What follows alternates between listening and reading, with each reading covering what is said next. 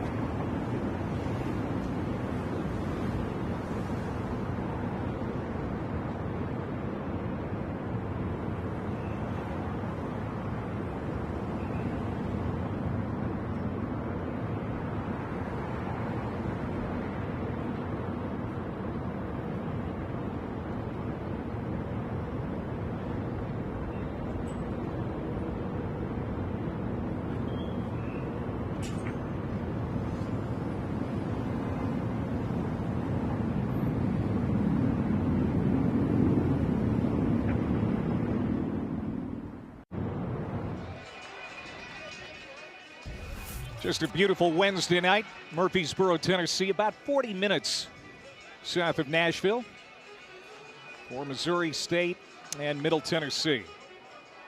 Derek Mason now in his second year as head coach at Middle, 56 years old, former Vanderbilt head coach, of course. After getting fired at Vanderbilt, spent some time at Auburn, 1 year at Oklahoma State, and even 1 year with us in the booth at ESPN. Hey, look at him, looking spiffy. We drove him back to the sidelines, obviously, and now 4-13 at Middle Tennessee. He says he likes this team, but obviously they've been beating themselves, hoping to see cleaner football starting tonight. Yeah, definitely. Want to pay attention to attention to detail this year. That's something that they've lacked in the first few games. Obviously, you see right there the record of 4-13. Hadn't had the type of success that he's wanted, but he's energized. He feels good about this game. And the young Ryan Beard in his 3rd year at Missouri State, 36 years old, 5th youngest head coach in the FBS. And he replaced his father-in-law, Bobby Petrino, before the 2023 season.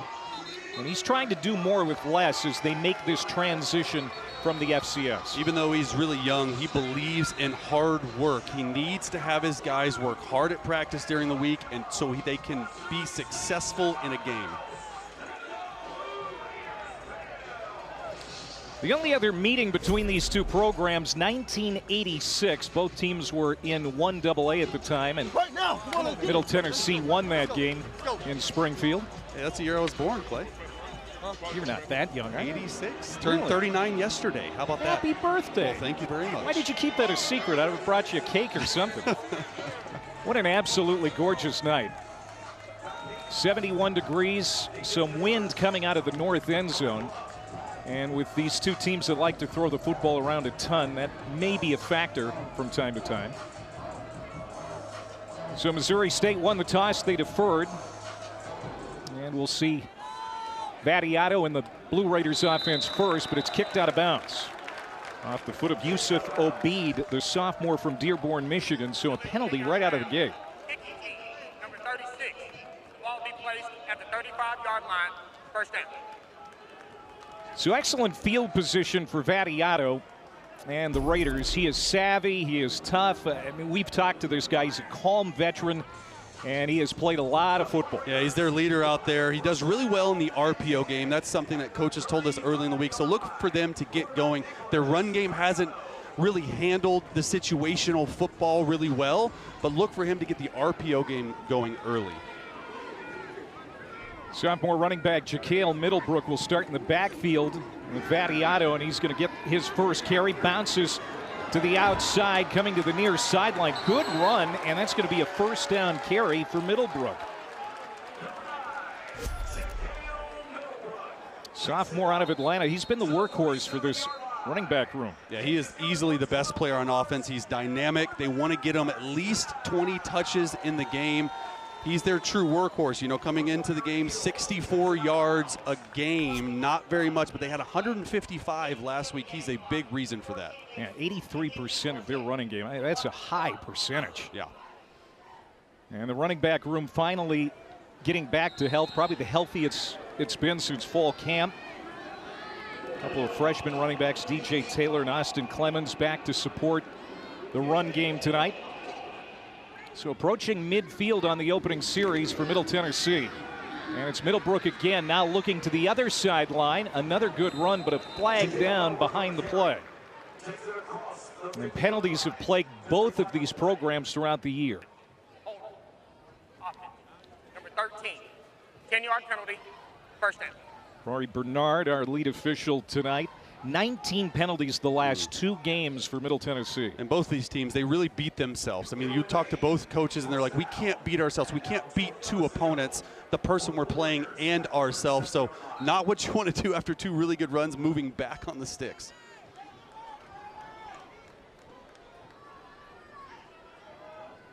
So it backs it up to the 37-yard line.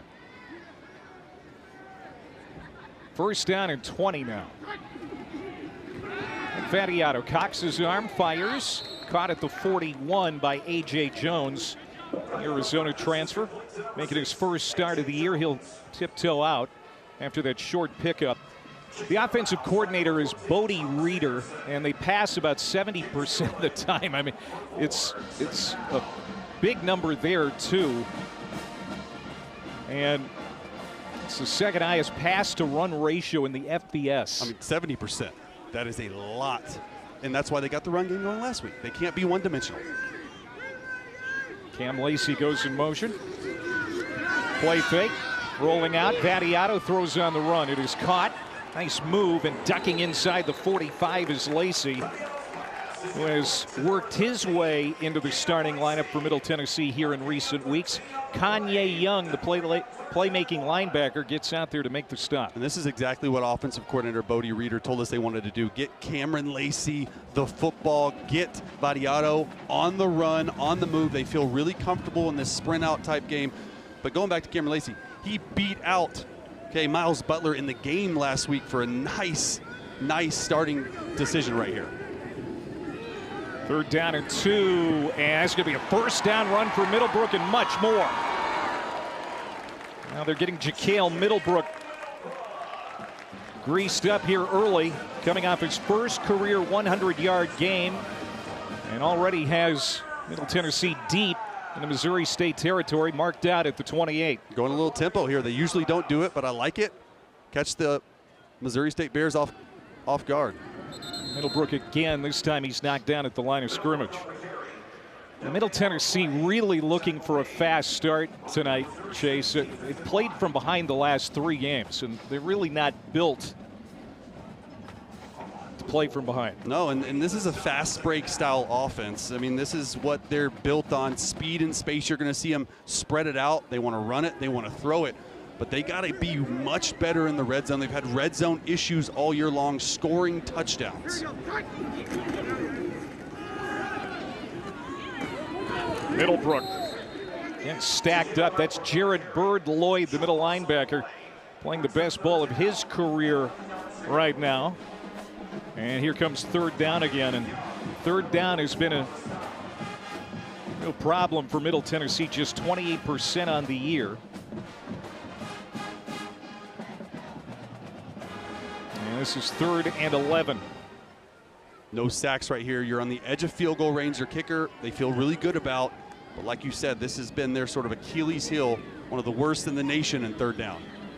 Now they're already closing in on Jacob Hathaway field goal range. Variato feeling the pressure, and he's going to slide ahead. Stopped at the 27-yard line to bring up 4th down. Just a 2-yard pickup for Variato. He can run when he has to, but obviously known more for his arm. Plays it conservative up the middle to set up the field goal attempt. Not his game at all, and you're going to watch pressure off the right side. Nice job by Middlebrook picking it up, but number 17, Devon Townley Jr. gets him out of the pocket. Good job not taking a sack there, staying there in field goal range for a guy they really like. Yeah, Jacob Hathaway, 6'4" soccer player from Wales. First year of college football. This from 45 yards. And he got it. Not a great kick, but it's a 3-pointer that puts Middle Tennessee on the board first tonight here in Murfreesboro.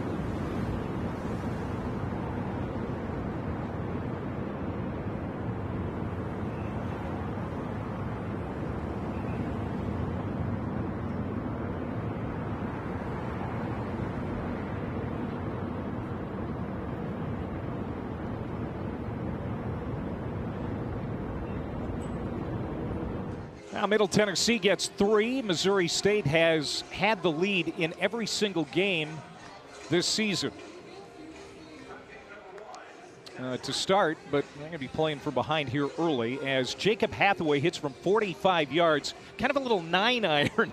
We saw him hitting from 60 pregame. Yeah. That one barely went over the crossbar. Yeah, he can hit from 63 according to Coach. He took out his sand wedge. He didn't use the driver, but it still counts as 3 points through the uprights. And now the true freshman kickoff specialist, Balin Woodman out of Janesville, Wisconsin. We'll put this one in the air, end over end kick, and this is returnable for Dash Luke, speedy senior from New Orleans. Across the 20, and then he is hammered up around the shoulder pads at the 24-yard line. There is a flag not near the 35.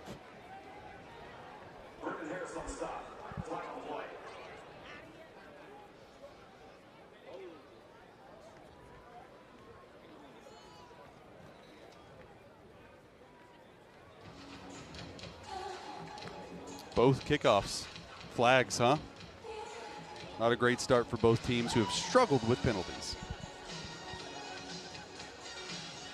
There's no foul on the play. First down. Now they're going to pick it up, and we move on. Never mind. So Deuce Bailey, true freshman out of Bowling Green, Kentucky. His first career start. Gotta imagine there's some butterflies for this young man tonight. I remember my first career start. I couldn't see straight. I almost blacked out before the first snap. But once you get some plays underneath your belt, and once you get hit for the first time, you settle in. Expect him to do that here today. He'll start out of the gun. Shamari Lawrence, his running back, will take the toss, and a good run on first down. Anthony Bynum gets to him, the defensive end, to make the tackle, but not before they'll move the chains. Lawrence has been the Bears' leading rusher in all 5 games. He's explosive. You saw it there, deceptive speed, and you're going to see right here on the ball, empty, spread it out. This is something coaches told us this week that Deuce Bailey feels really comfortable with, to give him a feel, and so we can see the entire field. They move it out to the 35, first down. Deuce Bailey feeling some pressure, and he's sacked for the first time tonight. Reggie Johnson getting home. And that is the 20th time that a Bears quarterback has been sacked this year. And we thought it would be a little bit different with dual threat quarterback Deuce Bailey, but the pocket just sort of collapses on him. I mean, 10% of the time for this Bears team, when they drop back, they are getting sacked.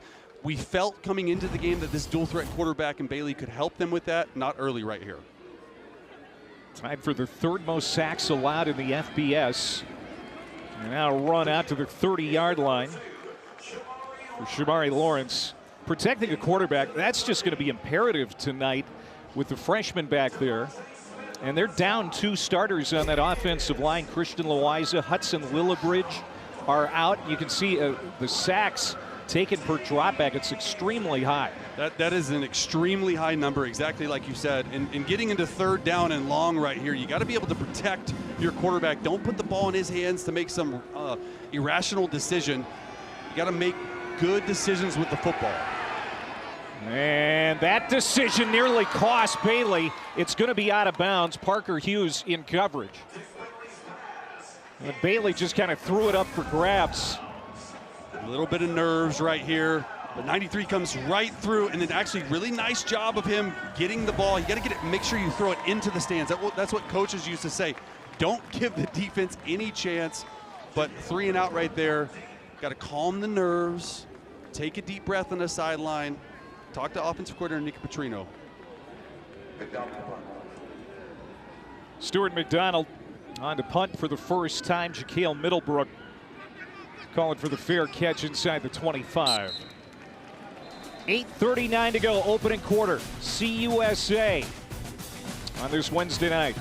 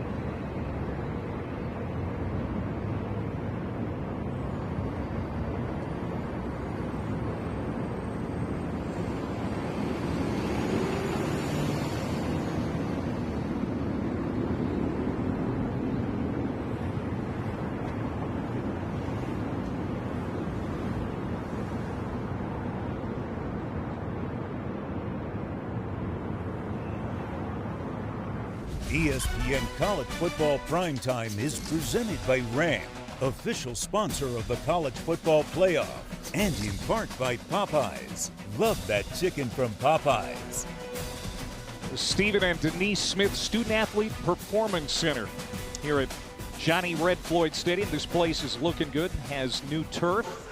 Let's go down to Victoria for more on this. It just opened this year, guys, and it is a $66 million athletic facility. And when we talked to Coach Mason, he said, talking that it was crazy, you know, that spending 16 months in a press box, and now it is just a game changer for the student athletes, and it really showcases what they're all about here. Yeah, when we talked to Derek Mason this week, he was all fired up. That's nice. That looks really nice. Yeah, spanking new. Second series for Middle Tennessee, and a good play on first down to the tight end, Hunter Tipton. The senior gets it out to the 44, but we'll see if it's coming back. Another flag. Gosh.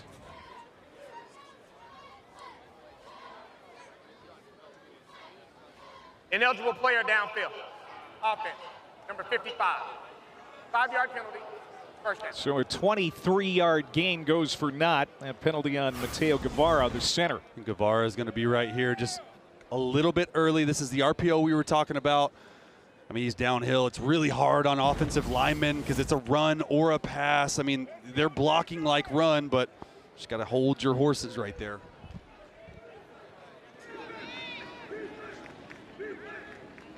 So now they back it up to the 17.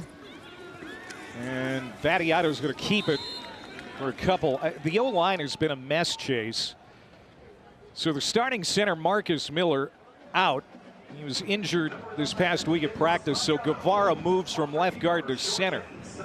And making his first career start, true freshman Otto Jansa van Rensburg. He's at left guard tonight. So they're trying to find some chemistry up front. It's their 5th different offensive line combination this year. There's been 0 consistency. They actually had the most starts out of any offensive line last year, and now just been really difficult. Vattiato throws again. This one's complete. Caught at the 25. Forward progress now close to the 30 for Tipton. Good to see Tipton out on the field. He took a scary hit at Kennesaw State in the last game. Had to leave. And good to see him out there because he was touch and go in that ball game for a while. He was down on the field for a long time. Yeah, it was a scary, scary situation, but he's their top tight end. He's their top receiving threat for sure. And 3rd and 3, I mean, it's man-to-man coverage across the board. If you like Hunter Tipton in the slot,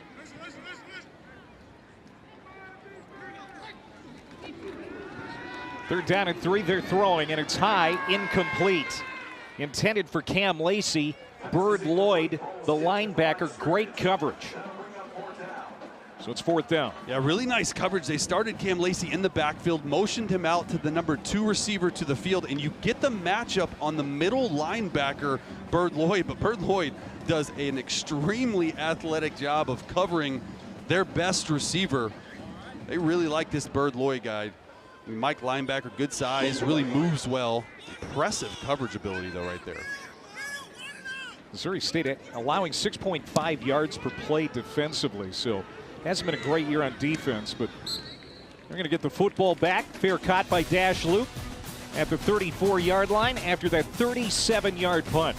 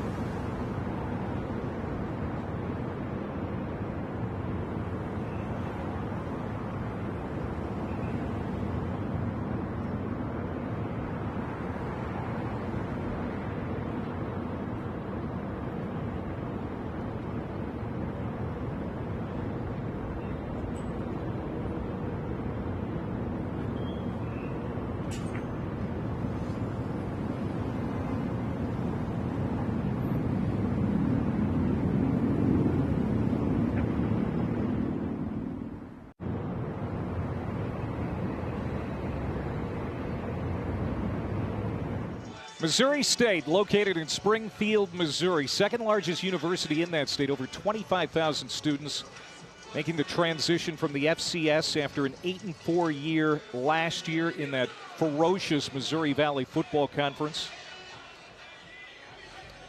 John Goodman and Kathleen Turner, a couple of Hollywood stars, went to Missouri State. Former Phillies great Ryan Howard also went there.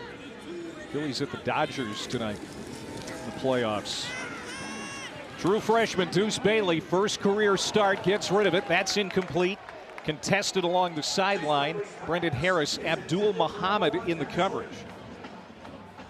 Really nice job escaping the pocket right there. I mean, they're going to have a hard time protecting Deuce Bailey, but he escapes. It's man-to-man coverage. I expect a lot of that tonight from Middle Tennessee State. They play more man than really anyone in the country. It keeps the quarterback inside the pocket. 2nd and 10. They'll go back to the ground. And Shamari Lawrence, maybe 2 yards. Reggie Johnson wraps him up. Defensive coordinator Brian Stewart had to prepare for 2 totally different quarterbacks. What was that like for Middle Tennessee? Well, you have 2 different call sheets. You have a call sheet for Jacob Clark, who's a pocket passer. You want to play more of a bigger defensive line to help with the run. And then you have a call sheet for Deuce Bailey, who runs around a lot. So you need really fast defensive linemen. So he's got the call sheet, and he's doing a really good job right now keeping Deuce in the pocket. Trying to convert on 3rd down and 8, and that will be a first down out to the 49-yard line. Nice play. Catch made by Ron L. Johnson, the reliable junior from McDonough, Georgia. And they tried to trick the freshman quarterback. He catches it with one hand, and he throws a little option route to Ron L. Johnson, somebody who's going to have to step up tonight without Jamari Robinson in. Number 0, their second best receiver, so look for a bigger role for Ron L. Johnson. But you got that first completion out of the way. Now you're calm. You're moving the ball down the field. I like it. After the pickup of 15 yards. First down from the 47. Bailey has time. Throws. It's batted down at the line. Incomplete. Well, that defensive front, which has been the strength of this defense, knocks it down. Deuce Bailey, barely 6 foot tall. Anthony Bynum goes and gets a hand on it, and you see DeVonta Smith right there, explosive. He plays in the backfield, but a little surprised right now from the Missouri State offense. This looks like an offense that Jacob Clark was ran. They're just dropping Deuce Bailey back. I wonder if they're going to get to some more RPO game as this game unfolds. Fake the jet sweep, and Bailey is wrapped up behind the line of scrimmage. That's going to be a loss of 2 as Reggie Johnson, who's had an active first quarter, gets in to force a 3rd down and 12. There's that RPO game, sort of a zone read with the jet sweep, and you're reading the end man on the line. They had a bunch of guys for Dash Luke, but here you go and empty again at the line of scrimmage, understanding Nick Petrino what they're going to do defensively. Nick Petrino said they really like to get this guy an empty. Bailey on a crossing route, stumbling down well short of the line to gain Ron L. Johnson. Transfer from Stetson, so it's going to be 4th down, and we'll see what Ryan Beard decides to do on the plus side of the field. Looks like they're going to go for it. This is sort of the no-man zone between the 40s. 4th and 6 or less. Oh, they're not with the true freshman. Usually 4th and 6 or less in the no-man zone, it's a go.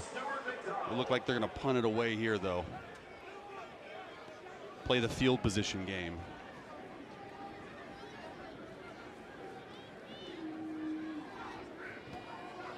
Second punt for Stuart McDonald. Nobody back to return for Middle Tennessee. They're just going to let it bounce. And it's going to take a nice Bears roll to about the 8-yard line. There's a 40-yard punt for McDonald. Well, here's our Saturday SEC on ABC college football triple-header. Number 8, Alabama. Number 14, Missouri at noon. Chase Daniel has a vested interest in that one. Then the 121st Red River rivalry game in the Cotton Bowl in Dallas, Oklahoma and Texas, 7:30 Eastern. And number 10, Georgia scoring off against Auburn at Jordan-Hare. SEC all day, presented by IHG Hotels and Resorts. You know, Missouri hasn't beaten the Crimson Tide since 1975. We owe them, Clay. I know you like how Perbula, the quarterback, is playing. Bo Perbula, the transfer from Penn State. Backed up, Middle Tennessee. Vattiato thrown from the end zone, gets it off. Tipton, and boy, that is a collision along the sideline. Jalen Brooks, the middle linebacker, with his hair on fire. RPO, he's just coming right here, puts his head on the football, fumble, gets that right arm in there, and man, they got lucky for it to go out of bounds. Always going for the football. Jalen Brooks, 5'11", 230 pounds. Nice play right there. Missouri State trying to get back to forcing takeaways. They forced 7 in the first 4 games, none in the loss to Western Kentucky about 10 days ago. So now 2nd and 10. Handoff, Middlebrook. Man, he's running hard up the middle, and that's going to be a first down out to the 22 for Middlebrook. Middlebrook right up the middle, breaking tackles, already with 5 carries tonight for 28 yards, and you know, for 5'10", 196 pounds, dude is strong. That's a gain of 15. Christian Ford nicked up on the play for Missouri State. There you see the rushing yards per game, first 4 games, but 155 for the Blue Raiders against Kennesaw State, and Middlebrook had 109 of those and a couple of touchdowns. Yeah, he is their bell cow for sure. 20-plus touches a game, coaches tell us. Well, this is not good. Christian Ford, strong safety. He is down, and this is a defense that is without one of its better defensive backs for the rest of the season. Captain J.J. O'Neal surprisingly announced he was redshirting this past week. So they've got to keep everybody healthy. And this is good that he is getting off the field under his own power. Christian Ford right in the middle of your screen, as you can see, and sort of gets whipped there by the defensive lineman. Hope he's all right.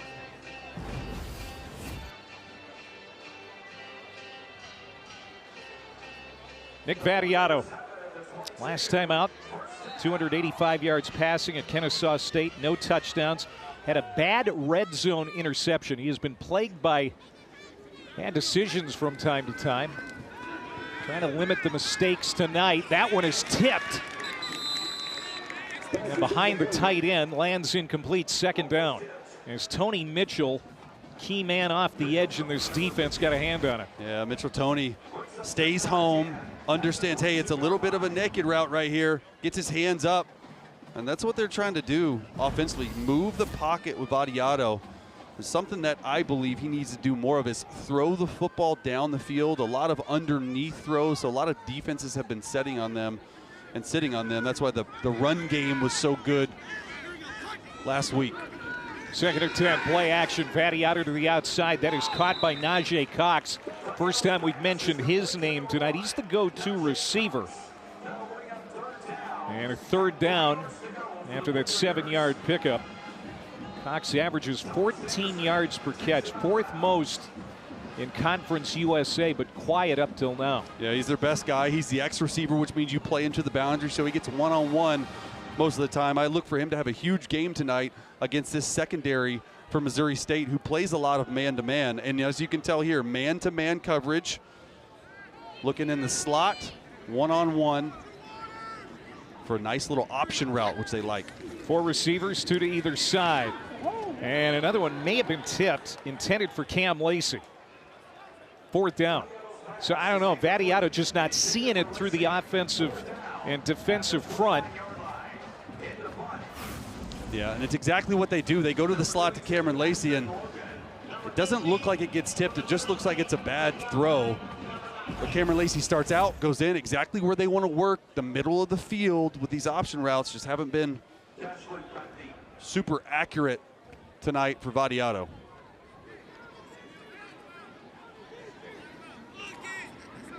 Ashton Logan, the transfer from Oklahoma.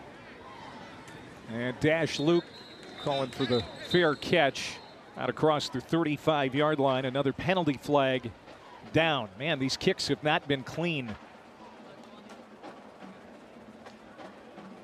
And so Rory Bernard and his crew coming together.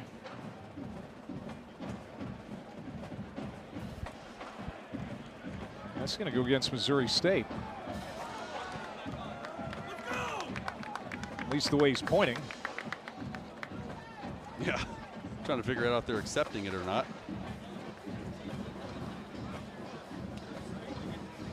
Illegal formation. Offense. 5 players in the backfield. 5-yard penalty, 4th down. Okay, so illegal formation.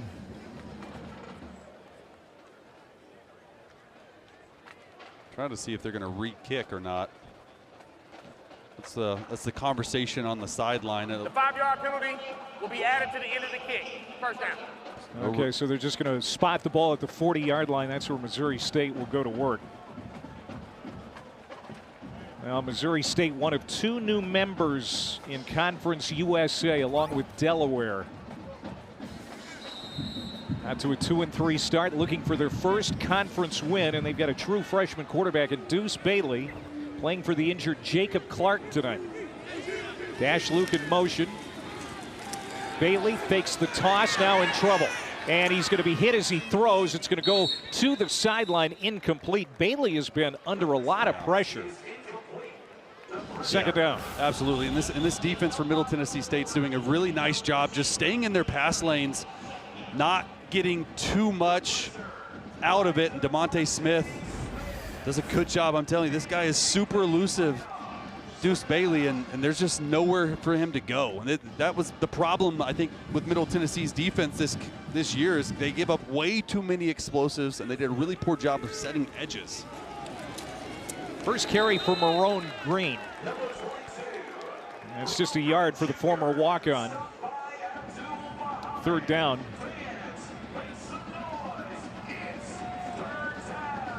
And third down, as we said, it's been an Achilles heel for Missouri State. Staying in those manageable third downs, so key for this group. It's really been a problem, and this is a 3rd down and 9 for Nick Petrino's offense. Yeah, and once again, we're seeing empty. We're seeing spread it out so the freshmen can see it. Deuce Bailey throws, and good adjustment. Did he make the catch? Yes. Ron L. Johnson got his hands under it.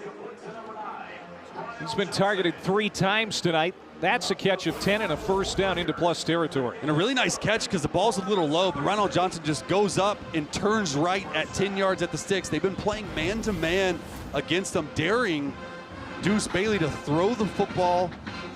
Starting to get a little bit under control. He was a little nervous to start. Back to the ground, and Ramon Green. Green from Nixa, Missouri, about 12 miles south of the campus in Springfield. No gain as DeMonte Smith made that stop, and he heads to the sideline. He's been all over the place yeah, he's tonight. Been very active. Already came in with 6 tackles for loss in this game. Already has 2 or 3, and only had 5 tackles for loss last year. Final 15 seconds of the opening quarter here in Murfreesboro.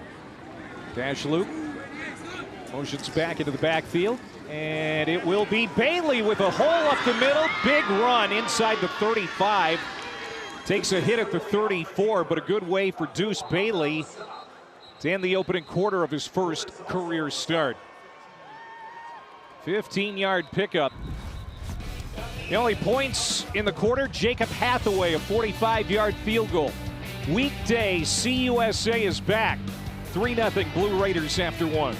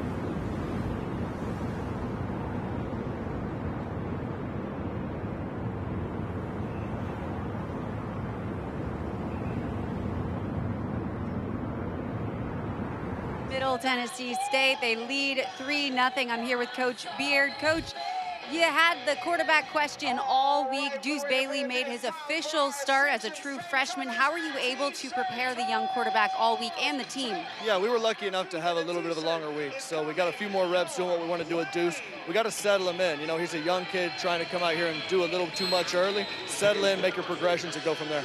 Thank you, Coach. Good luck. Thank you. All right, Victoria, thank you. Shamari Lawrence on that carry on first down, gets 7. There is Jacob Clark, 7th-year senior. He spent a lot of time mentoring Bailey the last 11 days. What a career he has had. He's a captain, but tonight, all he can do is be on the sideline with a headset after that knee injury last game. And now Bailey gets hit hard in the backfield. Sacked at the 31-yard line by Christopher Noble. His first career game. He's been out with an injury. He's in there with Parker Hughes, number 9. Middle Tennessee is swarming quarterback Deuce Bailey. It's an RPO. They're trying to throw a slant behind it, but you see number 9, Parker Hughes, gets in to the window, and Chris Noble, who's back from injury, comes back with a nice sack. 3rd and 7. Big down, right? You're in field goal range. Do not take a sack as a freshman quarterback. The ball has to come out of your hands quickly. Second sack tonight for this Middle Tennessee defense. 3rd down, incomplete. Well covered. Muaz Byard, the linebacker, getting out in pass defense. And it's 4th down. And Bailey's just locked on to his first read right there, and you see Petrino talking to him. It's just an out route by Ronell Johnson, who's being covered by a linebacker. It's a nice throw, but a better play by Byard there, and nice job not taking a sack, though. Yusuf Obeid, FCS All-American last year, will set up for a 48-yard attempt, as long as 49 this year. And timeout called for.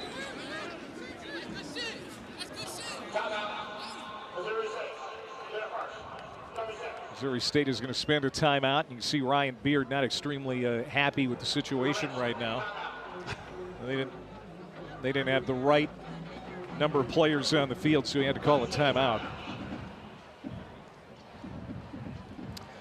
So Muaz Byard just made that play from his linebacker spot.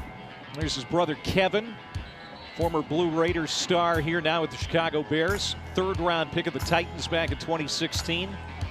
2-time Pro Bowler. Middle Tennessee's had some terrific players over the years, and Byard, his number is retired here. Kevin is a legend here. He's played a long time in the NFL. He's a super nice guy, too. 48 yards for Obeid, trying to tie it up. Out of the hold of Stuart McDonald. Kick long enough, and it is no good. Pushed it. And Missouri State can't get on the board.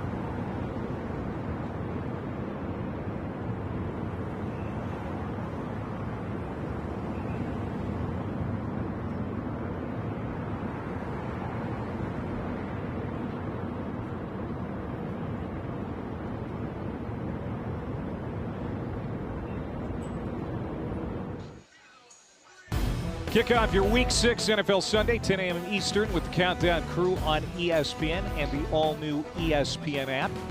We're talking about Bayard, a couple other studs that played here at Middle Tennessee. I didn't realize Reed Blankenship from the Philadelphia Eagles played here. He is a baller. That's pretty cool. They got some guys now. Middle Tennessee, fourth possession. They start from their own 31. Nick Vattiato, 5 of 8 passing, 37 yards. Offense for both teams, hard to come by so far.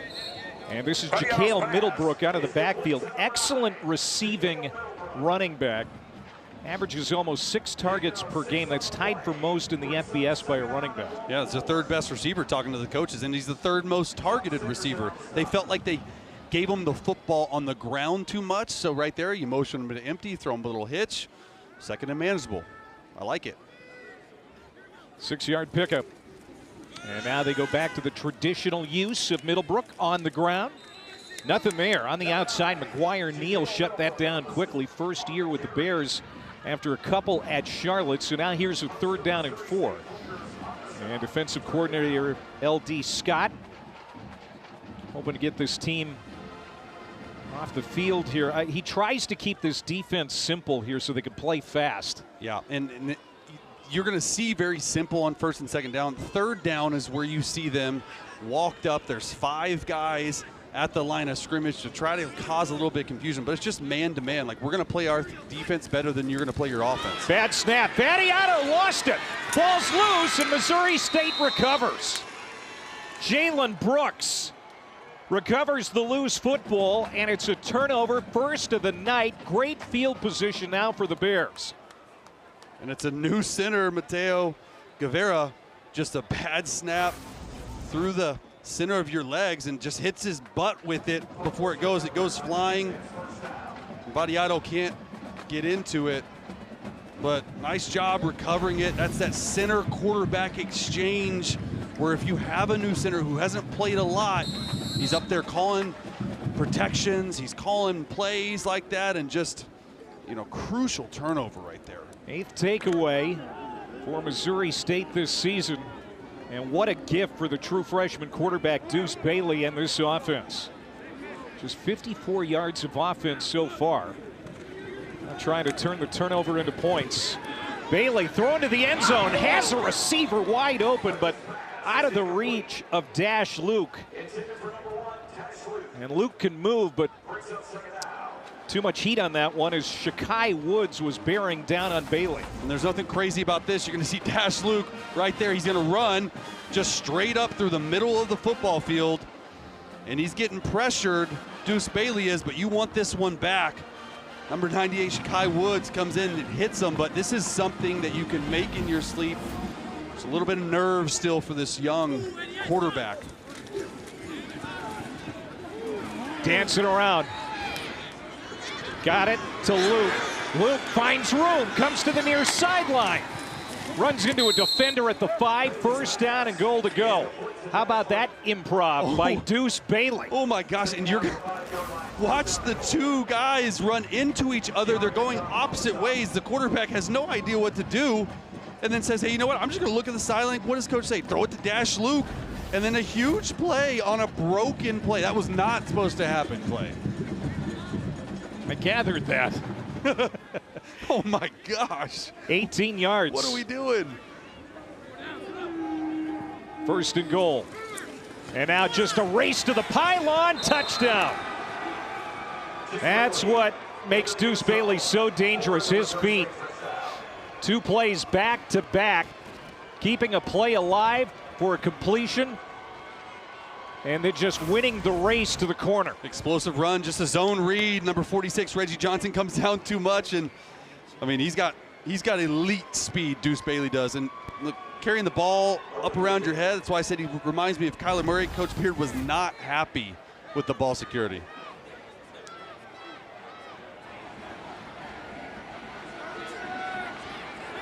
Here's Obed for the extra point.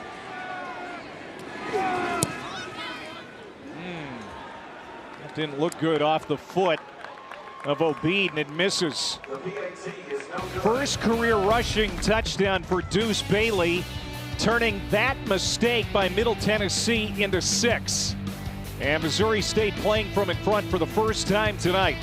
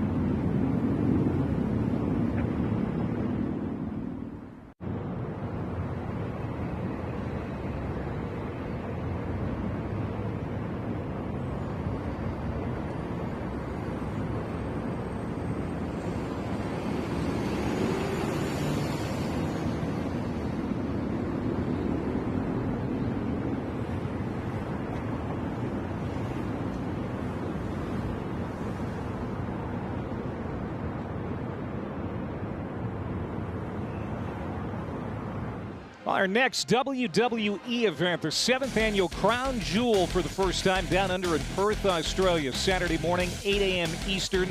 John Cena continuing that retirement tour, plus the men's and women's Crown Jewel championships on the line. Stream it exclusively on the ESPN app. John Tori Cena. Arlen down on the field. He's Chase Daniel. I'm Clay Madvick. I know you're a huge wrestling fan. Now you see me, now you don't. Yeah. John Cena. He follows me on Twitter, by the way. He does. Yeah. Everybody I don't does. think he knows that he does, but he does. Looking for your expertise, no doubt. Yeah, I have no idea about wrestling, but it's fun to watch. So Obed, who just missed that point after the touchdown, will kick it off for Missouri State, now leading 6-3. This is DJ Taylor, electric freshman. His first kickoff return tonight, first touch of any kind, but he's corralled on about the 18-yard line. And there is Jalen Brooks on the tackle. He recovered the fumble that led to the touchdown. His second fumble recovery of the season. He's been really good here in the first half. And then it was Deuce Bailey taking it in from 5 yards out for his first career touchdown to give the Bears the lead. Yeah. A little bit spotty play by Deuce Bailey, but you get under control, you get that first touchdown under your belt. Running, at least, feels good. Relax. Bailey's got his helmet off, taking a breather. As Jaquel Middlebrook going back to work, reversing field, finding a seam up the middle. Good run for Jaquel Middlebrook. We said it before, he has been their workhorse. 18 yards on that run. And they had him wrapped up. I mean, reverses field. Vadiato, get out of the way. Don't be blocking right there. But Aaron Alexander is now in at center. That's the biggest play of the game for either team. Now a screen pass out to Miles Butler, and that's going to be a good catch and run for another first down. So Middle Tennessee, after struggling on its first 4 drives, starting to find some momentum here. That's a 12-yard pickup. The field goal on the 8-play opening drive, but nothing since, including that fumble that led to Missouri State points. Yeah, absolutely. And they got a new center in Aaron Alexander, so not sure if Mateo Guevara went back to left guard or got benched, but yeah, he's back at left guard now. A change. Play action. First down. Battiato going deep. Has a receiver, and Cam Lacey hauls it in for the touchdown. 52 yards on that strike.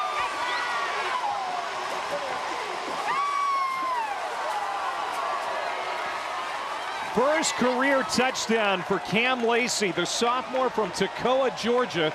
Just like that, Middle Tennessee regains the lead. Fireworks on a Wednesday in Middle Tennessee. Just going to take a shot down the middle of the field. You can't throw this ball any better than Cameron Lacey.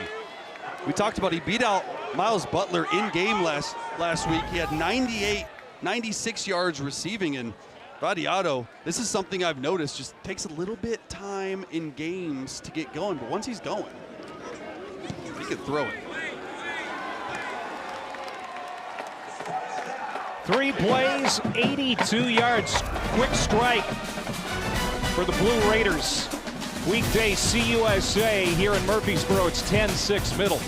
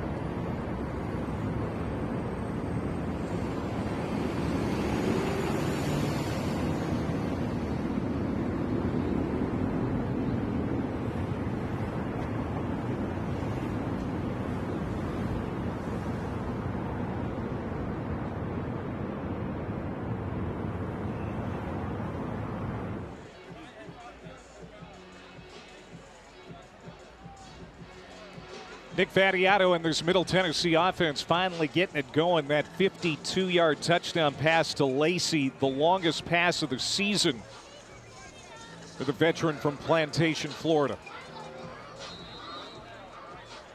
And now it's 10-6. You know, we talked to Nick this week, and he said You know, it's not about Middle Tennessee needing to work harder. It's about executing better. They've been working hard all along. It's just execution has been off. Elite execution is what they're preached during practice. He said they had a really good week of practice, and it's showing so far tonight. This is Dash Luke from the goal line on the return for Missouri State. He'll get across the 21 where he's hammered down. Here's that touchdown. You talk about elite execution. It's too high safety. Come up, grab this safety, and then Cameron Lacey right through the middle of the field. You can't ask for a better throw. Play action pass. We've been asking for Vadiato to throw the football down the field. He's been too much underneath. It's exactly what we said earlier in the broadcast, and right there, Cameron Lacey the last 2 games has been his favorite receiver, a speed threat on the outside. Just a true stud. He's track speed fast. Yeah, their fastest guy. First down and 10 now for Deuce Bailey. He has Ramon Green in the backfield with him. Fakes the handoff, screen pass. That little tunnel closes quickly as James Blackstrain made the catch. Milwaukee Donaldson wraps him up quickly, maybe a yard pickup. And so now the true freshman had a short field to work with last time, resulted in a touchdown, a quick 3-play drive. Now he has a long field to work with. Yeah, absolutely. You want to see him get running the football more. He's only carried the football 5 times for 4 yards. He's throwing here, backpedaling, and that ball was tipped at the line by DeMonte Smith again. Number 92 has been everywhere in the first half. And you can tell this offensive line, DeMonte Smith's right there. You can tell this defensive line has been told to get there. Sorry, he's on the bottom. To get his hands up, because this is a shorter quarterback, and sometimes you don't want to rush by the quarterback when you're defensive lineman versus a short quarterback.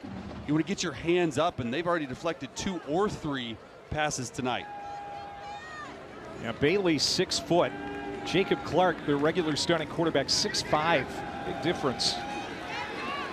Trying to convert for the 3rd time on 3rd down, and they do it. That's a strike over the middle for the first down. Isaiah McMorris, his first catch of the night. And a nice job by Deuce Bailey buying a little bit of time, and Isaiah McMorris just settles right in the middle of the zone versus this 2 safety look, which is where you want to attack. Nice job on 3rd and long. The previous play is under further review. Converting. Potential targeting. Yeah, this might be looking at targeting, yep. Gain of 13 on that last play, and targeting is what they're going to be looking at here. Jamie Grant, our replay official tonight.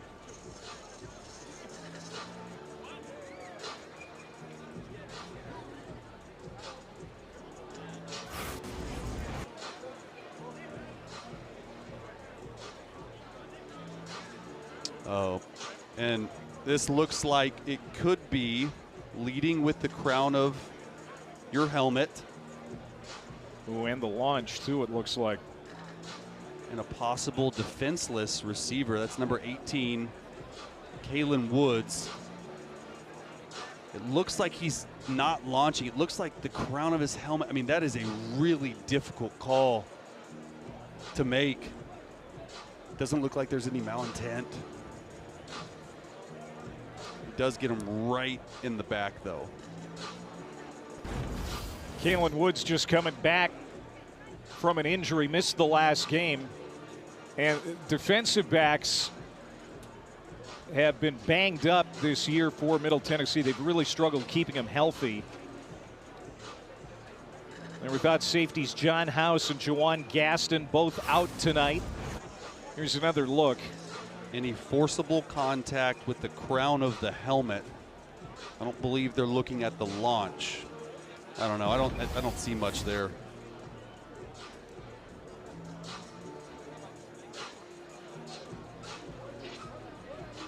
Well, they need to keep Woods in this ball game. Well, exactly. John House is out. Jawan Gaston's out. I mean, they are thin, as you were saying, at secondary. We just got Woods back tonight. They got Christopher Noble back tonight, but this could be targeting on Woods.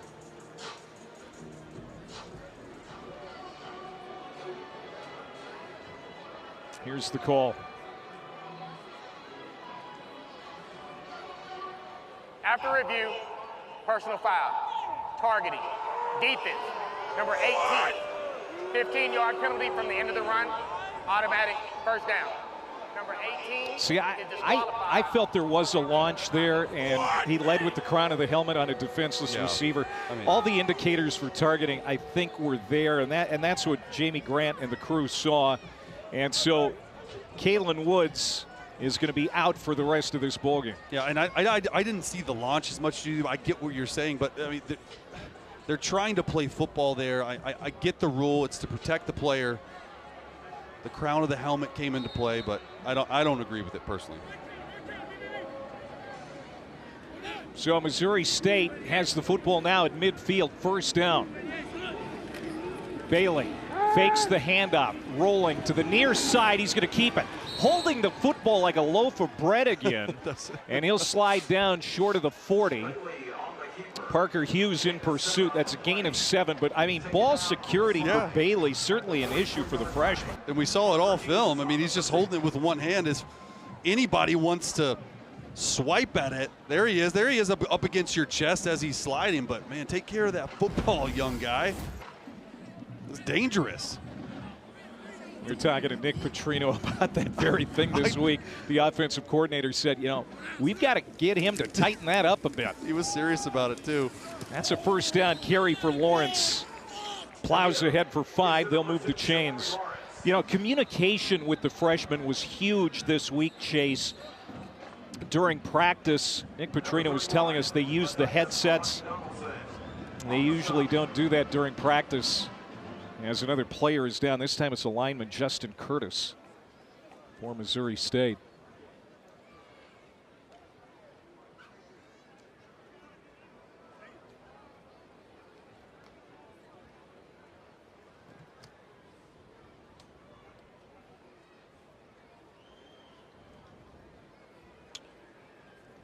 Hoping he's all right. Curtis, third year in the program, transfer from Wagner. He's out of Santa Clarita, California.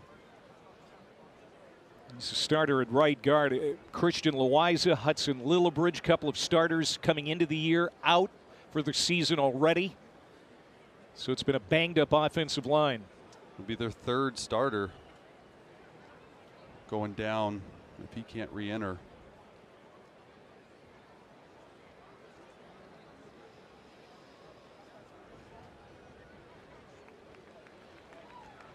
Well, they got him up. They're not putting a lot of weight on that left side. Yeah, and here's a look at it. Number 70 right here. It looks like he just gets rolled up on as he's going to block. Right there, 31's leg. That's never good. Just hobbling off. Hope he's all right. Gosh. Well, Missouri State won't play again for 2 weeks. Neither will Middle Tennessee, for that matter. So, you know, the bright side is after this game, these teams have a chance to get bodies healthy again, especially for Missouri State. You think about Jacob Clark having another 14 days before the next game. First down and 10. Lawrence in the backfield. Bailey's going to dump it off short to the tight end, and a great open field tackle at the 40-yard line by Brendan Harris, who's in his 8th year of college football. And this is unbelievable pursuit by Brendan Harris, top left, all the way on the other side, but they're going to follow the tight end in man-to-man coverage. They're trying to set up a screen, and I'm telling you, this is a touchdown if those two offensive linemen can get them blocked. So a touchdown saving tackle. Lion Holiday, they're sliding the line left. High snap, 2nd and 11. Bailey sets in the pocket, throws over the middle. That's complete. Not dropped. And rule it incomplete. Johnson couldn't get under that one. So it'll bring up 3rd down. Let's go back to Brandon Harris. His career started at Vanderbilt in 2018 under Derek Mason.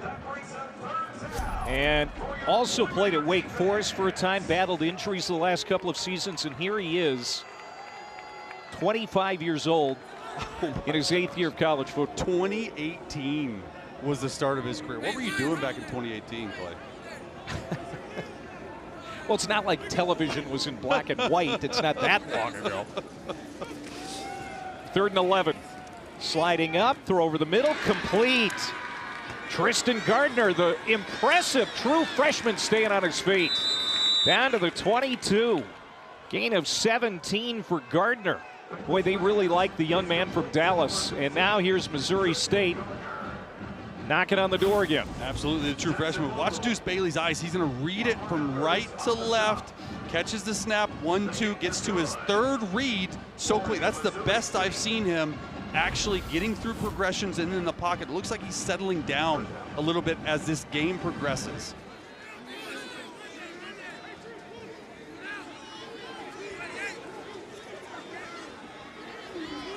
Askren, the tight end on the right side on 1st down, run up the middle.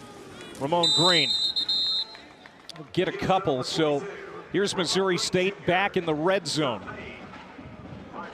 And, you know, punching it in for touchdowns, that at times has been an Achilles heel. Yeah, and down here in the red zone, it just opens up a whole nother playbook because you do have a runner at quarterback, so you can run him. This is where his legs come alive. Man-to-man cover 0, meaning no safeties deep. Take a shot. To the end zone. Caught! What a catch! And what a throw by the freshman Deuce Bailey, Ron L. Johnson. And Missouri State goes back in front.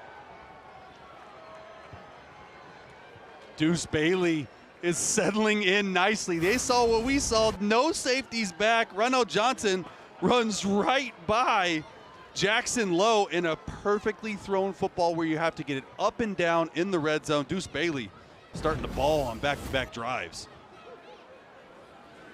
4th catch for Johnson.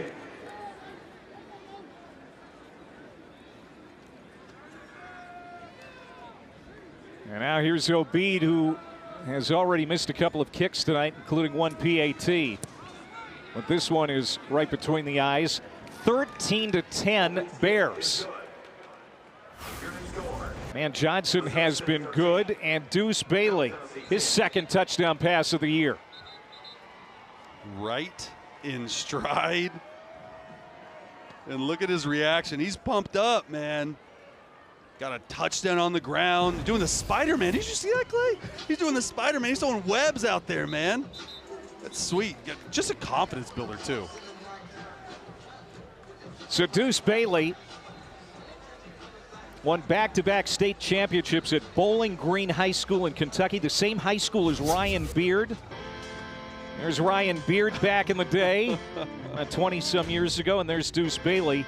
Just a season ago, 45 touchdown passes for Deuce, only had 4 interceptions last year. And you can see as this game wears on that his confidence is really starting to grow, Chase. Yeah, Ryan Beard told us he watched him in Pee-wee football and said this dude is going to be that guy. One of the highest recruits that Missouri State has ever gotten, and you got to imagine that relationship between the head coach and look at him. Started 3 of 9, what we expected, a little bit jittery, but has really settled in specifically in the pocket. Look, they've thrown it 17 times, which is surprising because they've only ran it 14.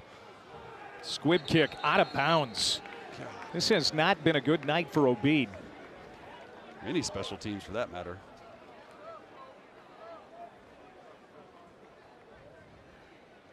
So this would be great field position to start this drive for Middle Tennessee as we've had a back and forth game here in the 2nd quarter. Kick out of bounds. Kicking team. Ball will be placed at the 35-yard line. 1st down. Victoria? Guys, Obeid's initial extra point that he missed snapped a streak of 58 makes in a row. Oh, my. Not his night. That's not good. He's from Dearborn, Michigan, and right now I can't imagine the coaching staff has a ton of confidence in that young man. Middle Tennessee's going to get it out to the 40, a 5-yard catch for A.J. Jones. He is their biggest wideout at 6'3", 208 pounds. It'll be 2nd down and 5.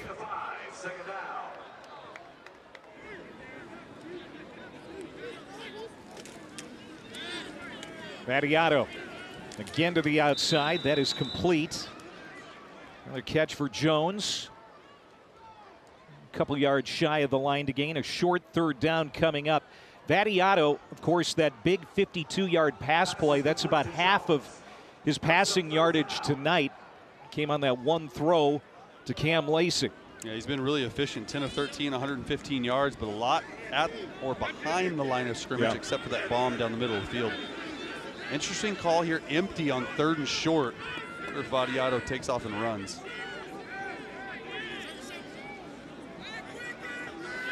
He's run a couple of times tonight. Check into the right play, then too high safety look. Let's throw all the way. 3rd down and 2. Here comes the pressure. He's hit. Vattiato stays on his feet and stumbles ahead to the 40 for a loss on the play, but there are flags down. You're going to see number 1, Najee Cox, not set at all, trying to get the play and moving. Illegal formation. 5 players in the backfield. That penalty is declined. 4th down.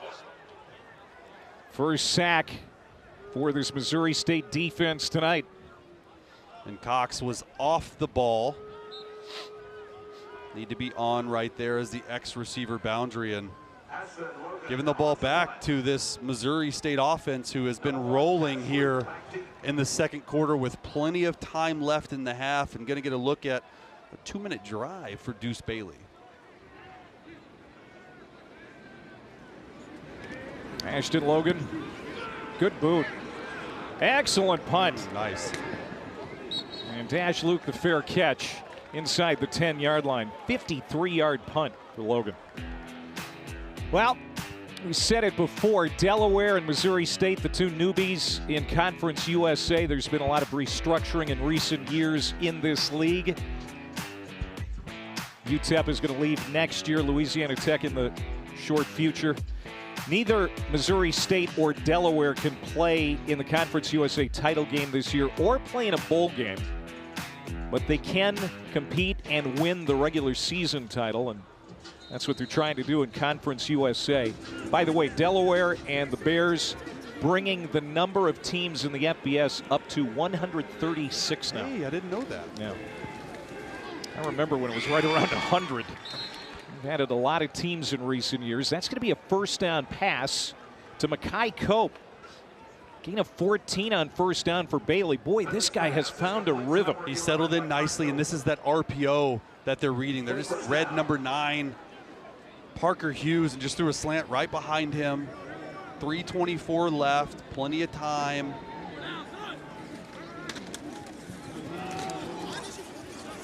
Good bounce to the outside for Shamari Lawrence, senior from Pompano Beach, Florida. And we'll see what kind of late half offense Missouri State can put together. Remember, Missouri State has the football to start the second half, a chance to double up here with the true freshman at the controls. That's a gain of 7. 2nd down and 3. And Ryan Beard has been really strong about winning the middle 8. That means the last 4 minutes of the first half and the first 4 minutes of the second half. So they have an opportunity to do that right here, but they don't want to go too fast if they don't get this on 2nd and 3rd down and give the ball back to Middle Tennessee State. Taken off, Bailey, and he got it. First down. Good run. Gain of 5. Bears have a couple of timeouts to work with, but 20 seconds ahead of the 2-minute timeout. And they're already at the ball. See if they can get a play. They need to get a play off before the 2-minute timeout. A little indecisiveness right here. And they may not run one. They will not. That's going to take us to the 2-minute timeout. Deuce Bailey out of Bowling Green, Kentucky, same hometown as his head coach. First career start. Pretty good first half so far, trying to end it on a high note here before halftime.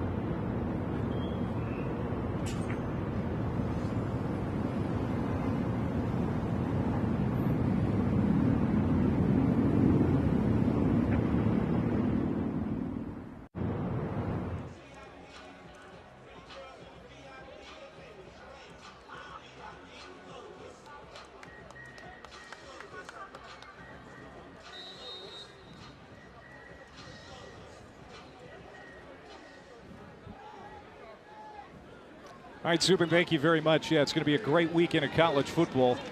Should be a fun finish here in the first half. In Murfreesboro, wide open receiver, caught at the 22. Tristan Gardner making his way to the end zone. Touchdown Bears.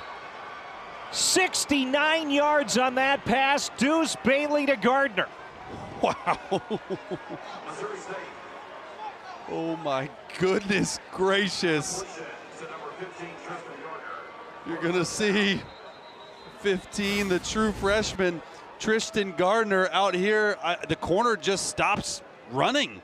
He stops going with him. He might think that he has safety help, and it's quarters, so they run a corner and they run a post, and Deuce Bailey just launches it, and then Tristan Gardner. How about that? Had an OBJ-like catch last year, a one-handed catch. Deuce Bailey now with 3 touchdowns in the first half. Coming out party. Fired up. Now they're looking at it again upstairs to see if maybe Gardner was down by contact after that catch. Here's another look.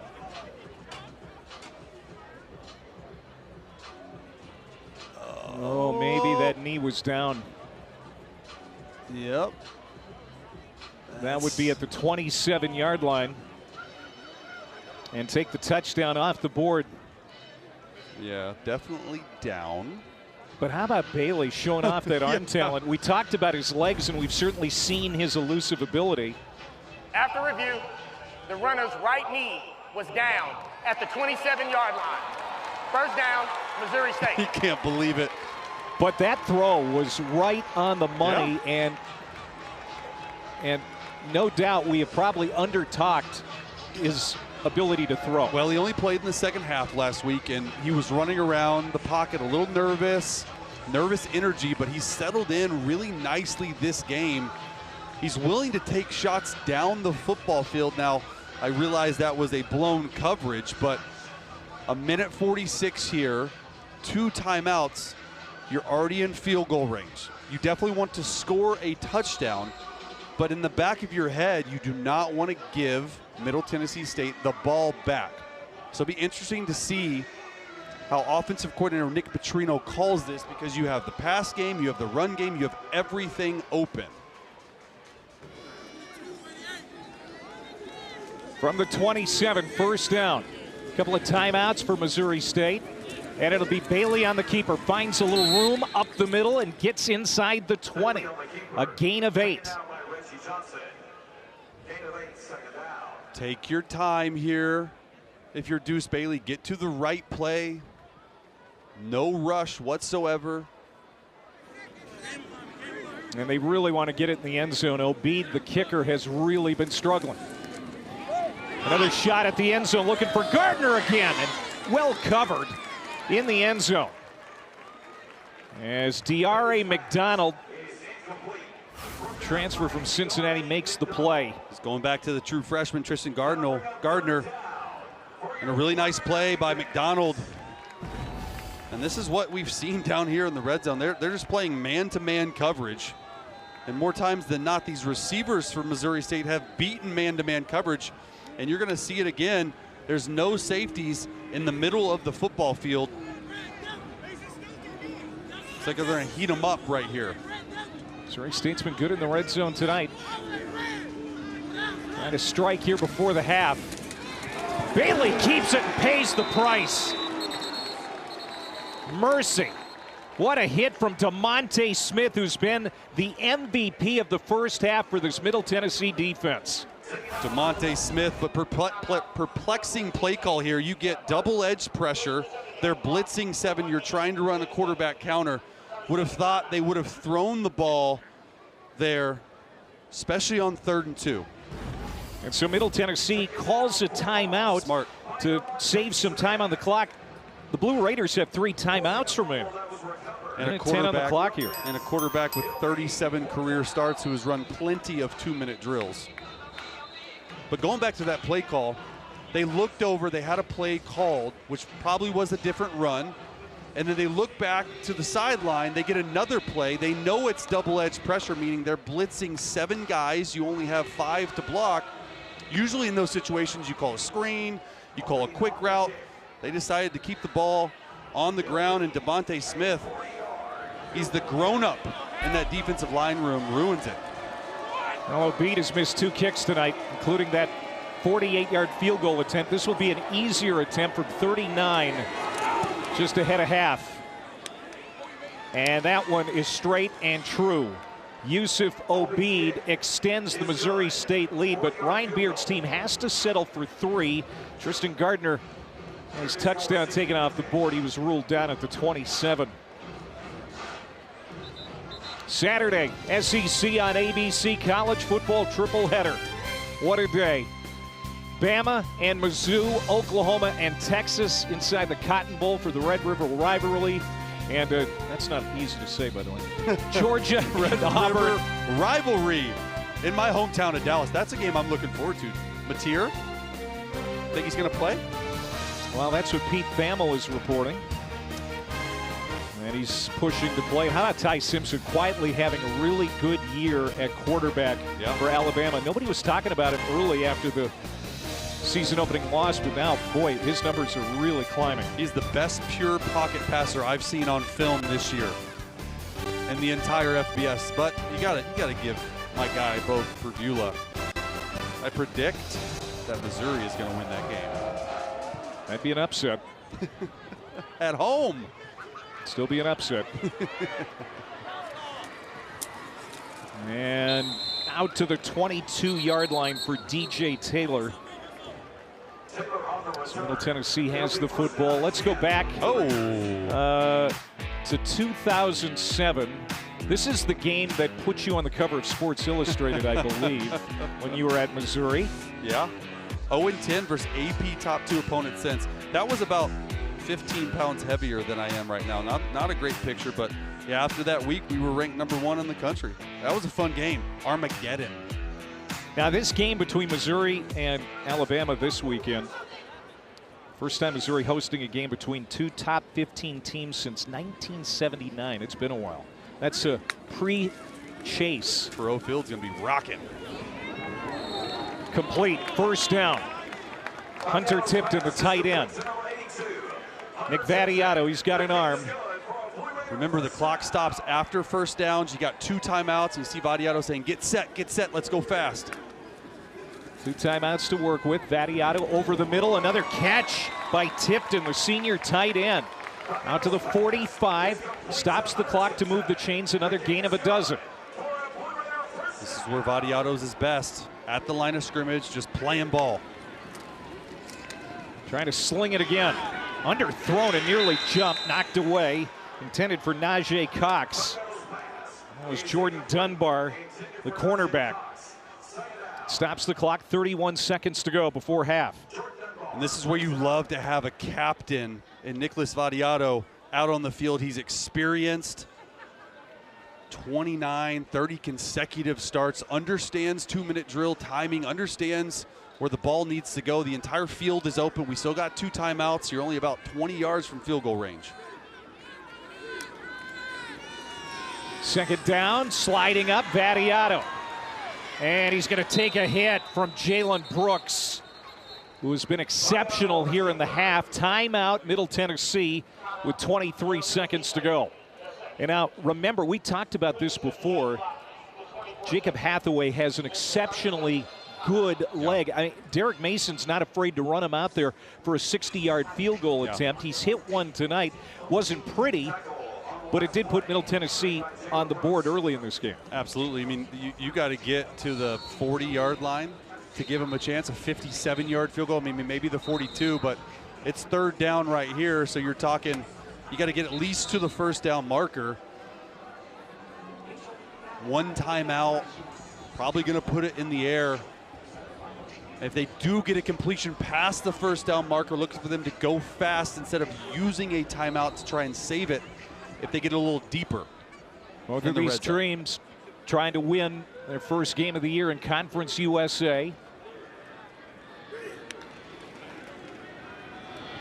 Vattiato chased, Throws to the sideline. It is caught at the 37 by Cam Lacey. They've got to hurry up to the line. First down. Going to spike it here. Really spike smart. it with 14 seconds left. Lacey, that touchdown. A 52-yard pass earlier in the half, and this one Really just nice. inside the sideline. Nice concentration, though. I didn't, like when he let the ball go from the booth, I said, "There's no way he's catching that." 14 seconds here.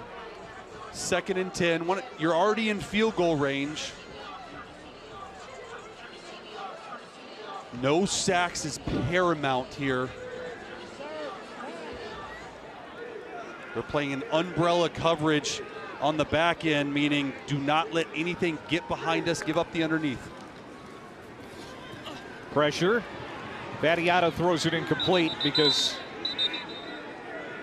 he could feel the heat coming around him. Hunter Tipton, the closest receiver. It's going to be 3rd down with 10 seconds left. Now what do you do? You probably have time for one more play. I feel like you can run it to get a little bit closer, maybe a draw, maybe a trap, fast-hitting play up the middle. If you're throwing it, the ball has to come out of your hands quickly. You cannot hold on to it. You only have 10 seconds. You have that timeout. The entire field is open. Already in field goal range. Jacob Hathaway, and now another timeout. This time Missouri State's going to call it. Smart. Want to get a feel for the formation, try to figure out the best defense. And it's an interesting decision if you're Missouri State. Do you come up and do you play press man knowing that they are going to throw the ball short or pop a run on you, or do you continue to sit back in an umbrella coverage and give up an underneath completion to get closer to field goal range? This defense for LD Scott, you know, all in all, when we talk to him, we say our defense hasn't played bad, save that 600 yards they gave up to USC in the season opener. For the most part, they played pretty well tonight. Yeah, absolutely. I mean, other than the one huge pass play down the middle of the field, they played well. And you know, they're staying in this umbrella coverage, just 4 guys back, trying not to give up a big play. Nick Battiato, 3rd down, some heat again, throws down the middle, and it is caught, and they have a timeout to use, and they will get up to the line, and we'll see if, Yep, timeout. yeah, they got it called there after the 14-yard gain for Miles Butler. Miles Butler just goes into the middle of the field, finds a soft landing spot. Nice job not trying to make a move after the catch, understanding that the time was running down. There was only 4 seconds left on the clock at that time, and then them banging a timeout.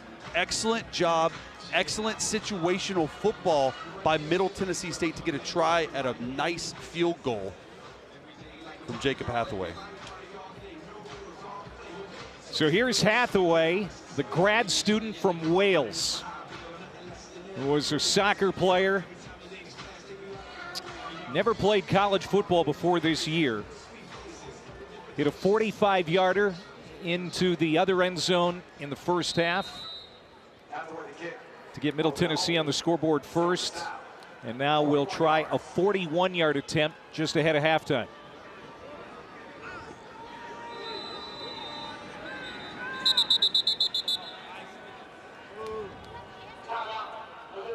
And now Missouri State uses its final timeout. Let's go down to Victoria.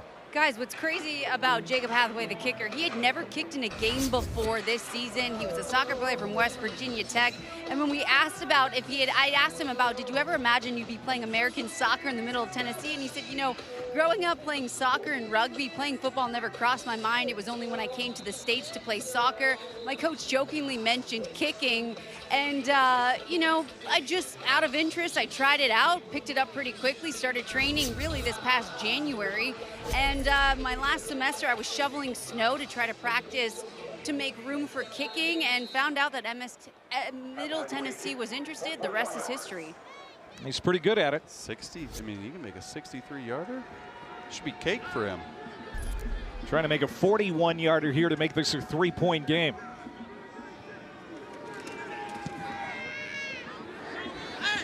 That's how you do it. That's how you do it. here in America. Yeah. And they're learning about football in Wales because of this guy. Wales to Murfreesboro, huh? Yeah. 16-13, Missouri State has the lead at the half. And Missouri State will have the football to start the second half. And there's the man of the moment, the Deuce. Deuce Bailey. His name is Deuce, but he's the #1 quarterback tonight because of the injured Jacob Clark. Not being able to play in this one. He has Missouri State up by 3 at the half. Zubin Mehenti and Trevor Manich will take you through half right after this timeout.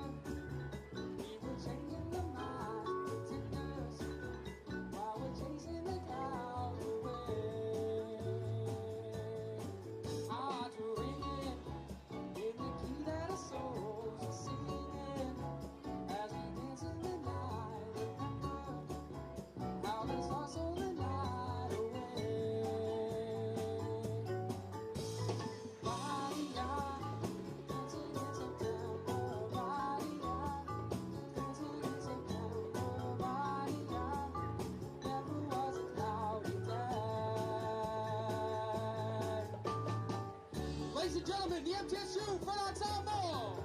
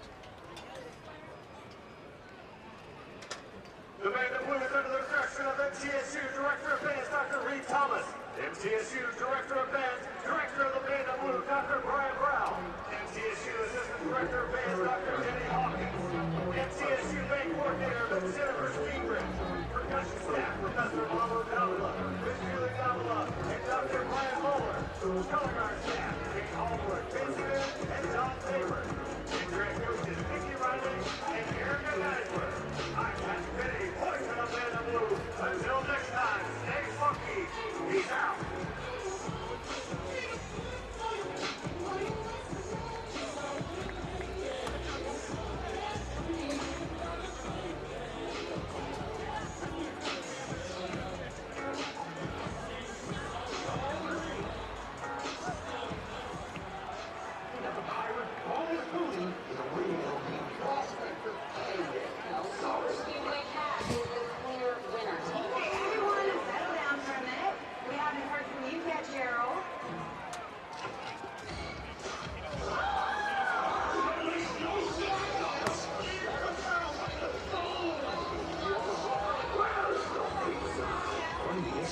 Right for you. The Tennessee Lottery. Here's your prize.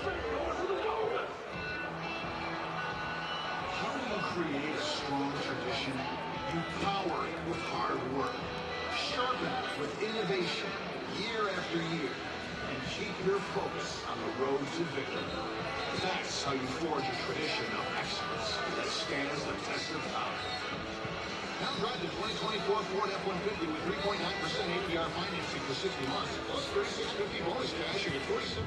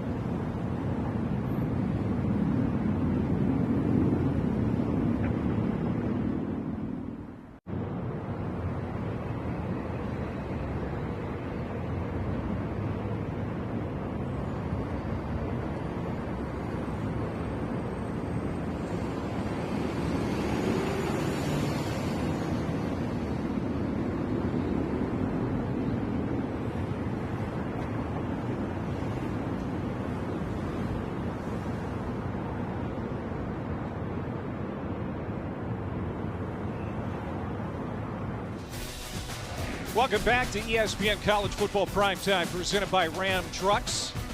Weekday CUSA is back. And at the half, Missouri State 16, Middle Tennessee 13. We get ready to start the third quarter alongside Chase Daniel. I play Matt Vick, Victoria Arlen down on the sideline. It was a slow start for the Bears, trying to make program history tonight, trying to win their first Conference USA game. They've got a redshirt or a freshman quarterback making his first career start in Deuce Bailey. It took a while for him to settle in, but then 16 straight points in the second quarter. Yeah, sort of what we expected. Deuce Bailey throwing the football, running the football, just an excellent job. Once he settled in, he was great. He moved the ball around. They did some zone read stuff. They threw the ball deep down the field, which sort of surprised me because he didn't show that last game. It just really opens up this offense. And Missouri State's going to have it right away here to start the second half. Again, Jacob Clark, the seventh-year senior quarterback out of Rockwall, Texas, injured out with a knee injury tonight for the Bears. This is bobbled. Dash Luke had to go back for it. He'll get across the 10, and that's it. So Deuce Bailey backed up with this offense. Let's cut to the Chase Daniel. What do you got for us? Deuce Bailey, zone read option, carrying the ball, like you said, like a loaf of bread, but gets into the end zone. And then here at the end of the half, knee was down, but this was a dime on a post ball. He's thrown the ball a lot better and more accurately than he showed in the first half of last game. He settled in nicely. He's doing the Spider-Man meme, all this stuff. The dude is absolutely balling out right now. A couple of punts and a missed field goal on his first three drives, but then 2 touchdown drives, a field goal right before halftime. Wide open receiver. It's caught by Ramon Green out of the backfield. Up the middle. Nobody in front of him. Can they catch him? Green inside the 15 and hauled down by the shoulder pads at the 11. How about that start for Bailey and company? Can you ask for a better start? Ramon Green Jr., he's their scat back, their receiver back. He's going to be right here. He's going to go up the seam. They run a play action. They pull the right guard, and you can't get much more open than this, but he hits him in stride. The throw is excellent. And then open space. I mean, he's the most shifty running back they have. They like to get him the football. Came into the game with 12 catches, 179 yards, and a touchdown, and almost pay dirt right there, too. 76 yards. And now they toss it out to Lawrence. And he knocked out of bounds inside the 10. Ramon Green, just an excellent pass catcher, as you talked about, Chase. He had 123 yards receiving against Marshall last month. That's their first win as a member of the FBS this season. One of their 2 wins.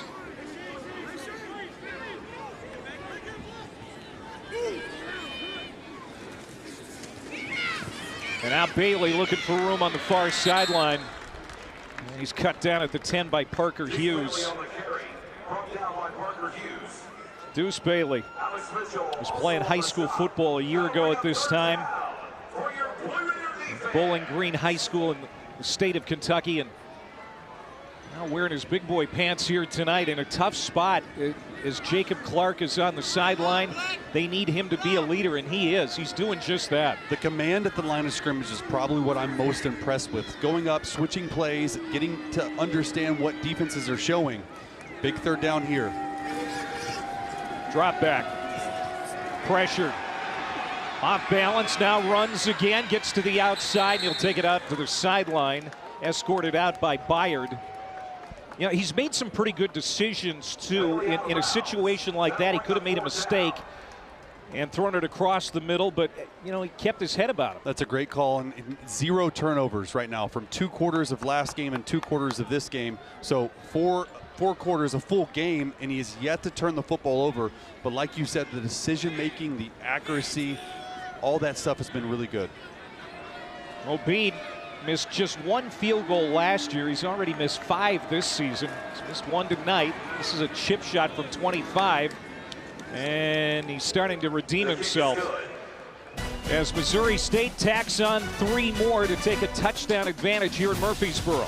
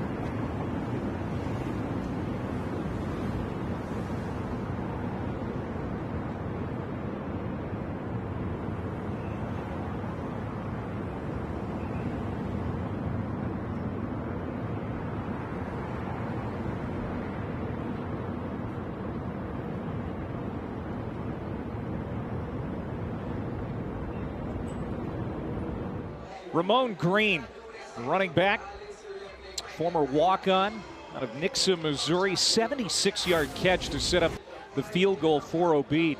You're going to see Dash Luke in the backfield go this way, and then both of these defenders are going to jump up once you pull the right guard, and then Ramon Green, 76-yard catch and run. And, you know, you got to give it to Middle Tennessee State. Last two possessions in the red zone, they held, and that's why it's a 6-point game. But Ramon Green is, you know, coaches talked to us this week. We got to get him the football. Fair catch, DJ Taylor.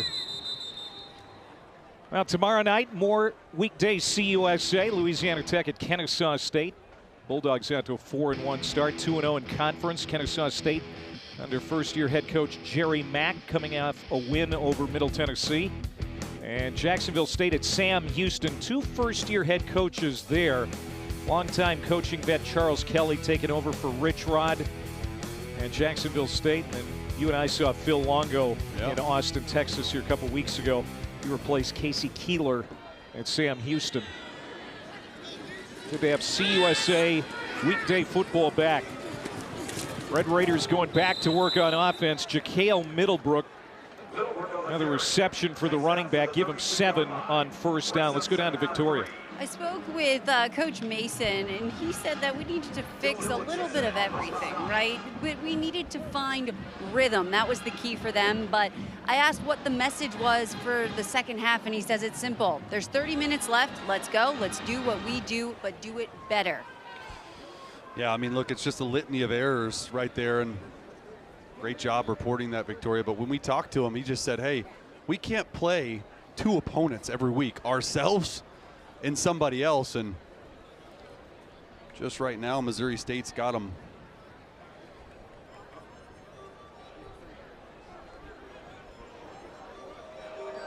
Timeout, Middle Tennessee State. They're first. Interesting timeout there. 11:31. Just started the second half. They might want that one back.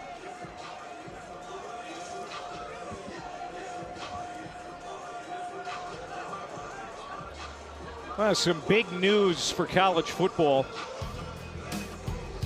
coming out today. Starting in 2026, there will be a one-time only transfer portal period, January 2nd to the 16th. And it's getting rid of that December timeframe that interfered with most postseason play, and it eliminates the spring window entirely. So this was big news for college football. Absolutely. I mean, look, to have one portal, and I talked to a couple head coaches today, to have one portal, look, there's really no good time to do it, but I mean, Bo Perbula, the quarterback for the University of Missouri, he transferred before a college football playoff game because he wasn't going to be the guy sitting behind Drew Aller, and now he's leading the 14th or 15th ranked Missouri Tigers team. So just I think it's smart. Getting rid of that second window in the spring, where players, if they're not happy where they are in the depth chart after spring practice, could transfer out, and it really would throw a wrench into a program. Some big names would jump into the portal in the spring. Now that window is gone entirely. I think that's great. No, I think it is too. And talking to the coaches, every single one of them said it's one window. We don't have to worry about multiple windows. We don't have to do our work. We don't have to do this. And they're trying to take back some control as a university, because right now the control is with the kids. I want to get paid this much and how much, and it's frustrating from a university standpoint, but I understand it from a player side as well. Middlebrook with a first down. Look at the transfer portal entrance. It's barely over 1,000 5-6 years ago, and closing in on 4,000 last year. That's absurd. I mean, a 5-year growth, and you're 4Xing it. Especially for programs like these, the mid-majors, feel like they're going to have a little bit more of an understanding what the roster is going to actually look like going into spring practice. Caught by the tight end, Tipton. And he's going to rumble out close to midfield. No, and he dropped it. He had it and dropped it. Are they going to call it a catch with a fumble out of bounds? What a break here for Middle Tennessee. A few football moves. 1, 2, 3, yep. Oh, yeah, he had it. That's a break for the Red Raiders, no review. Now Vattiato over the middle, and that is caught and dropped. And there's Jalen Brooks again. He was great in the first half defensively for Missouri State. Had a big fumble recovery that led to a touchdown. But going back to the transfer portal play, I mean, every coach that we've had in a meeting this year has told us, hey, it's so hard to build a team, especially at these mid-majors and these non-Power 4 teams, because they're losing everyone. You have roster turnover. You have 60 new players every year. You're starting from scratch. You're having to develop players within the season, and that's why you're seeing all these non-conference games against lesser opponents for some of these Big 5 schools, and it's caused chaos a little bit because they can't go as in depth when they're teaching, when they're just trying to get these guys lined up. First down run for Middlebrook. Middle Tennessee trying to mount something on offense. Down 6. They'll swing it out to Cam Lacey. Got his first career touchdown in the first half. That's going to be a pickup of 4. You know, most of the coaches, too, that we have talked to, you know, leading up to this announcement by the NCAA, were very positive on this type of a ruling. And now this is going to be the setup going forward for the transfer portal. I think it's smart. And look, I was a board of representatives for the NFLPA for 8 years. And we have what is called a collective bargaining agreement between the NFL and the NFL Players Association. There's gonna have to be something like that in college to protect the players and to protect the university. Vattiato throws it away. Kanye Young, the weak side linebacker, coming in. Got right in the grill of Vattiato. So the collective bargaining agreement states rules within the workplace. And look, these guys aren't amateurs anymore. We have Carson Beck making millions of dollars at Miami. They need protection, but the school needs protection as well. You have guys, and I know this for a fact, going back to coaches after 3 good games saying, hey, I need a raise, coach, or I'm transferring. You know, they can't do that anymore with this rule. It's just ridiculous. 3rd down and 6, slant. Kaysen Stokes makes the catch, but it's short of the line to gain by a couple of yards. So it's 4th down, and we'll see if Derek Mason keeps the offense on the field. It looks like he is going to go for it. They're 4 of 12 this year on 4th down. And they send 4 receivers out with Middlebrook in the backfield. They're going to pass. This is what they've been doing on short yardage situations, and it's incomplete. He wanted Stokes again. And it's a turnover on downs. Another drop for Middle Tennessee receivers. They're tied for the most in the country in that category. Jordan Dunbar in on the coverage, but that should have been caught by Stokes.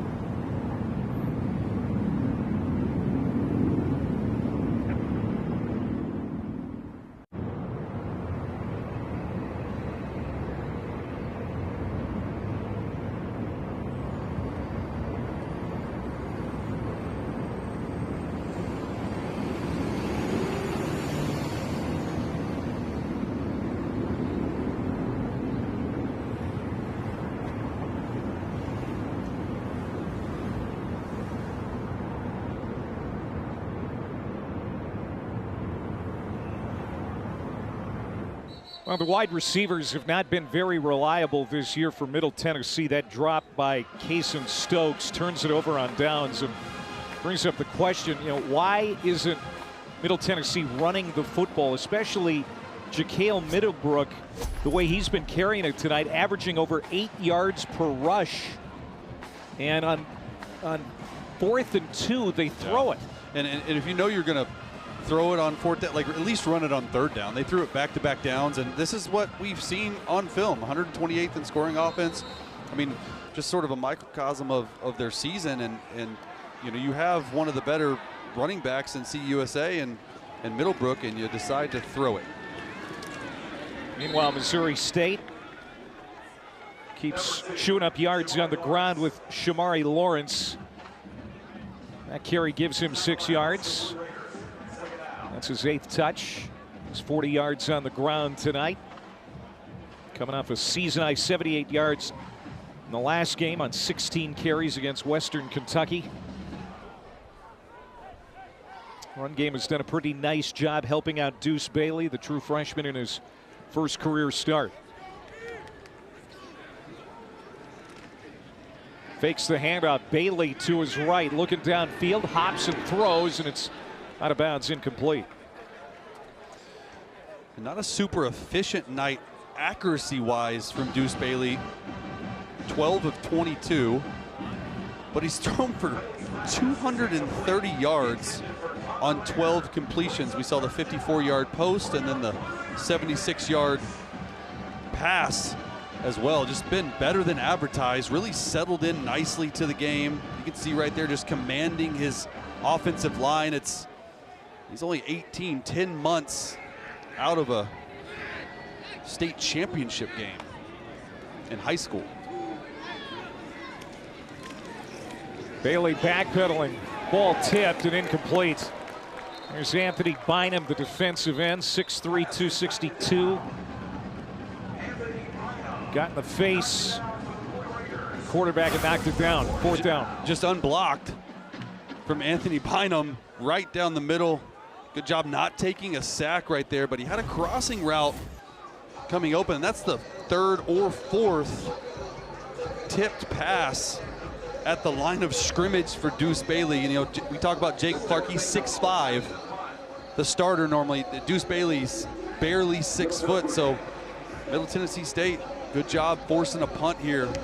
They get back into this football game. First 3 and out tonight for the Bears. Good punt by McDonald. Oh. And that's going to get into the end zone. So a touchback. Middle Tennessee has it back now. Down 6. 2 Monday Night Football games for you next week. Josh Allen and the Bills taking on Michael Penix and the Falcons, 7 Eastern. And Bears Commanders coverage begins at 8 Eastern, 5 Pacific on ABC. Caleb Williams, Jaden Daniels, the battle of the second-year quarterbacks. I'd say the 2 that are playing the most, although Drake May beat the Buffalo Bills, second-year quarterback as well. How about Joe Flacco? Hey, the trade. Now with the Bengals. Yeah. I like seeing those old guys. Makes me feel young again. Said by an old guy. That's right. That's complete on 1st down. Vattiato hits A.J. Jones for a gain of 4. Yeah, again, the run game has been pretty effective for Middle Tennessee, but, when you've got an arm like Vattiato, you're going to want to use it. He's going to throw again. It's another short pass to Middlebrook. And that's just an extension of the run game. Screen for the running back, 1st down. Out to the 30. Middlebrook, we talked about him earlier. He's their best player on offense right now. 13 touches, 9 carries for 74 yards, and 3 catches for 13 yards. They want to try to get him 5 catches and over 15 carries. The way this game's going, I'd lean on him some more with all these drops that have been happening this year. 1st down. Oh, Vattiato in trouble. That's spiked into the ground. Is that intentional grounding? Kind of had that feel. Maybe the tight end was in the vicinity. Number 82 was in the area. Yeah, that's the case. Hunter Tipton was close enough.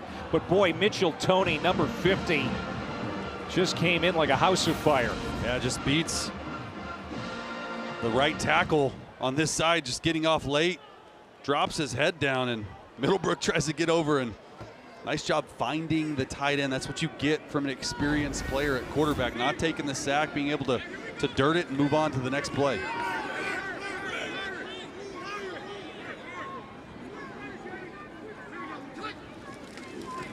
Play action, Vattiato. Deep throw, and that's tipped. Intended for Butler, but Christian Ford, the starting safety, was there. And it's third down. Throw was a little bit late. Christian Ford was able to jump on it right away. It was a corner route. The throw was late. Miles Butler's open now. You got to put it on him, got to bring him back down the hill. Thrown into the boundary. In college, it's a little bit more difficult because it's shorter than the NFL hashes. The hashes are tight or wider apart, excuse me. Got to get that throw up and down. Missouri State showing pressure. A rush just 4. Now Vattiato throws it across the middle, and it's nearly picked off by Jalen Brooks. Man, the transfer from Campbell has been everywhere tonight. Yeah, excellent play by number 19, Jalen Brooks. They're playing 2 high safeties. Oh, you want that interception back and thrown right to you. They're playing 2 high safeties and man underneath.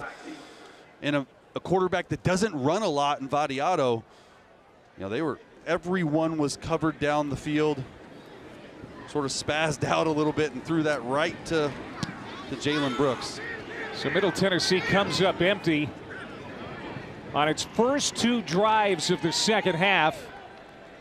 And Missouri State will have it back starting at their own 20 with 6:53 to go in the third quarter here in Murfreesboro.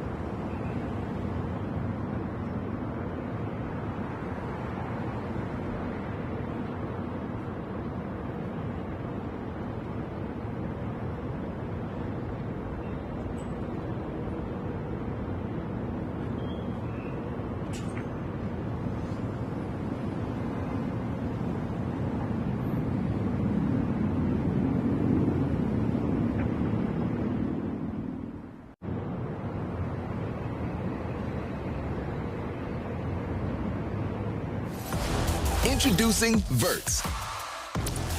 Swipe for news and highlights. Now available on the ESPN app. Back here in Murfreesboro, Tennessee. Alongside Chase Daniel and Victoria Arlen, I'm Clay Matvick. 19-13 Bears starting this drive at their own 20. Trying to win their first ever Conference USA game here on this Wednesday night. True freshman quarterback Deuce Bailey gets it off short.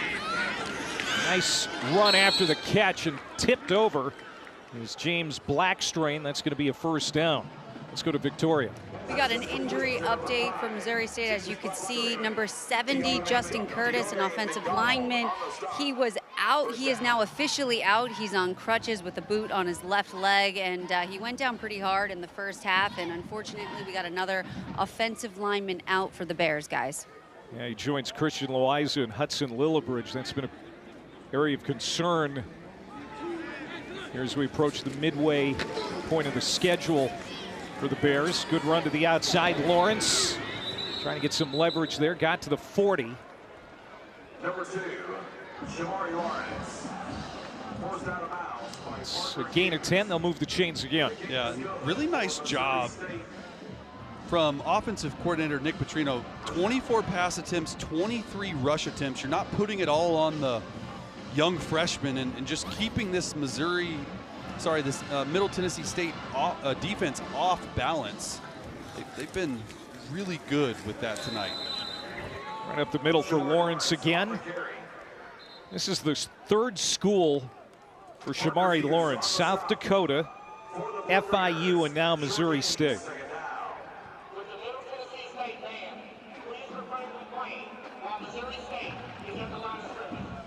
Third possession here for the Bears of the half. Got a field goal. Their opening possession had to punt 3 and out in the last drive. Did you hear the PA announcer say, hey, the Middle Tennessee State band don't play while Missouri State is at the line of scrimmage? We have to be polite to our guests. I've never heard that before. Bailey being chased. Mitchell in pursuit. Got the throwaway, and it's incomplete. So 3rd down and 8. Mitchell, who came in from Chattanooga, this is his first game since the season opener, and he made Deuce Bailey hurry on that one. Yeah, 4 of 10 tonight on 3rd down. They've been in a lot of long down situations, and we've seen this empty backfield quite a bit where they go fast, they try to understand, hey, what the defense is doing, and this is the communication from offensive coordinator Bobby Petrino to quarterback Deuce Bailey. Hey, in your ear, let's get to this, let's get to that, based on what Middle Tennessee is playing. Bailey has time, now running away, and he's going to take off, and he's not going to get there. Spun down at the 50, needed 8, got 7. As Diari McDonald, the cornerback, stepped up and made a big open field tackle to force 4th down. That's a great open field tackle, especially on Deuce Bailey, who's really slippery, explosive as a runner. Nothing was open downfield, but nice play there. They're going to go for it on 4th. 4 of 6 this year on 4th down. Earmuffs, if you're the defensive line, do not jump at a hard count. Connor Lair is the fullback.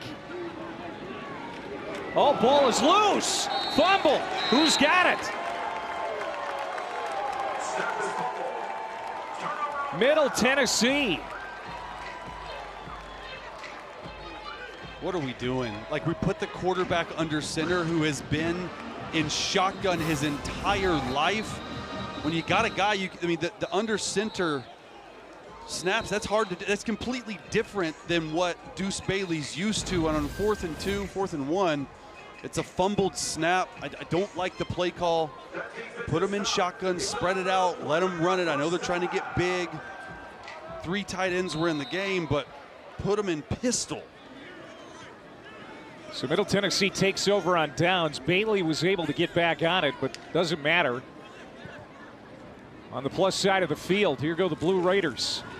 Vattiato over the middle, another tip ball. Somehow it lands in the hands of the tight end, Evan Potiker, for a gain of 5. Boy, that was a fortunate deflection for the Blue Raiders. 4 straight passes going back to last series. Tipped ball here. He's not the biggest guy. He's 6 foot. Got lucky it landed in them, but get Middlebrook going. Yeah, the last series, they had 5 plays, did not run it once. It's like a little confusion here. Got to watch the play clock. And now a run for Middlebrook. And it's a good one as he probes his way close to the first down marker. Thomas Anderson wraps him up. It's going to bring up 3rd down and short. Middlebrook now 10 carries, 74 yards. Got the whole playbook open right here. I'd imagine they are in 2-down territory. Just give it to Middlebrook. Let him get the first down, move the chains, get to the next play. Flag.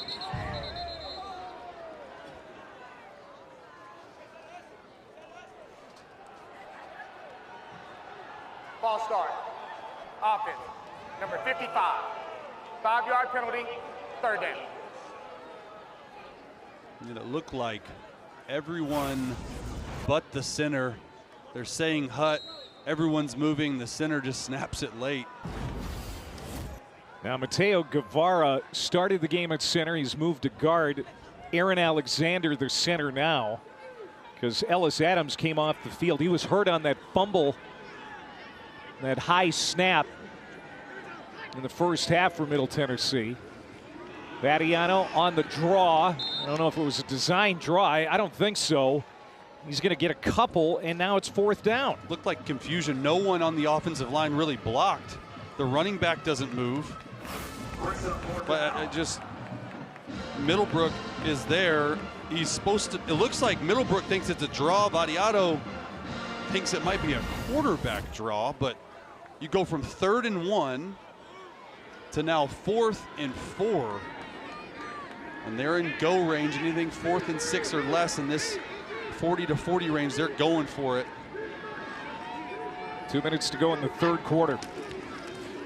Option pitch, Middlebrook, and not going to get there.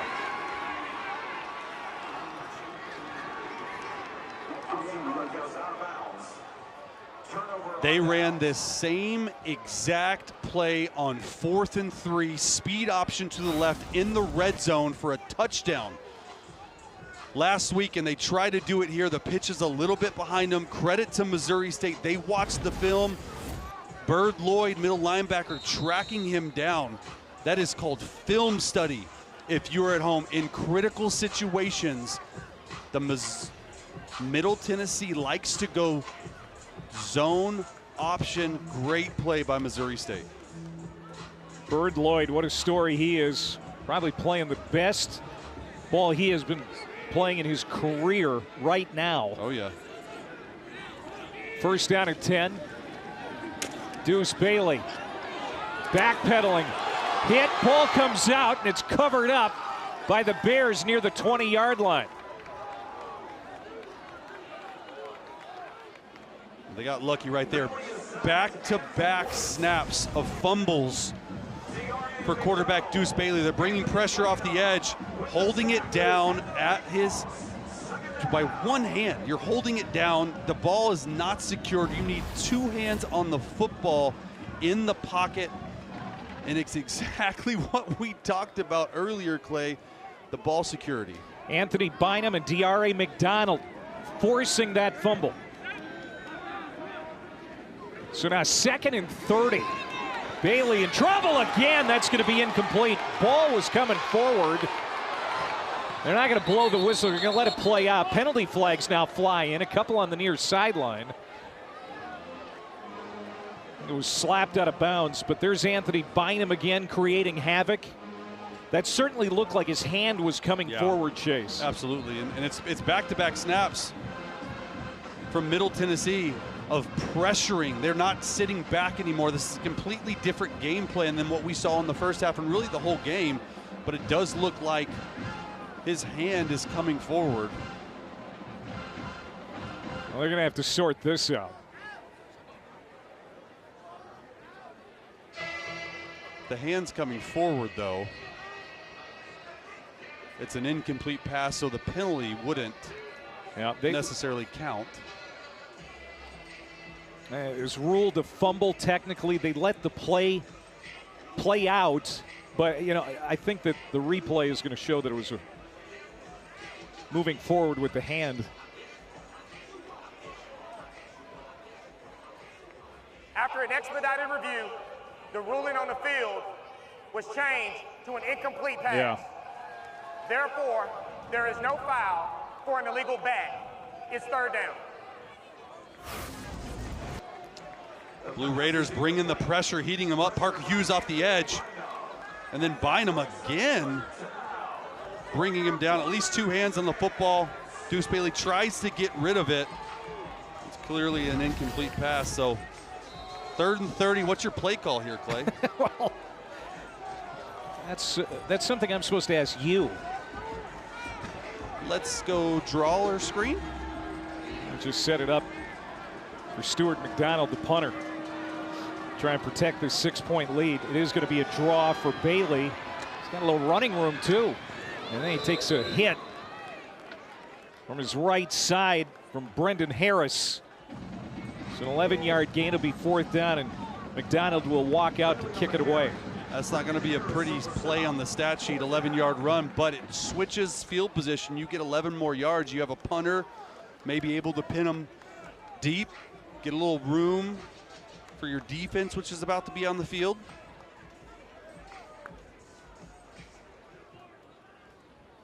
Fourth punt tonight for McDonald. Middlebrook back to return for the Raiders, and this is going to drop at the 35 and take a Bears roll. Checks to the side inside the 30 at the 28.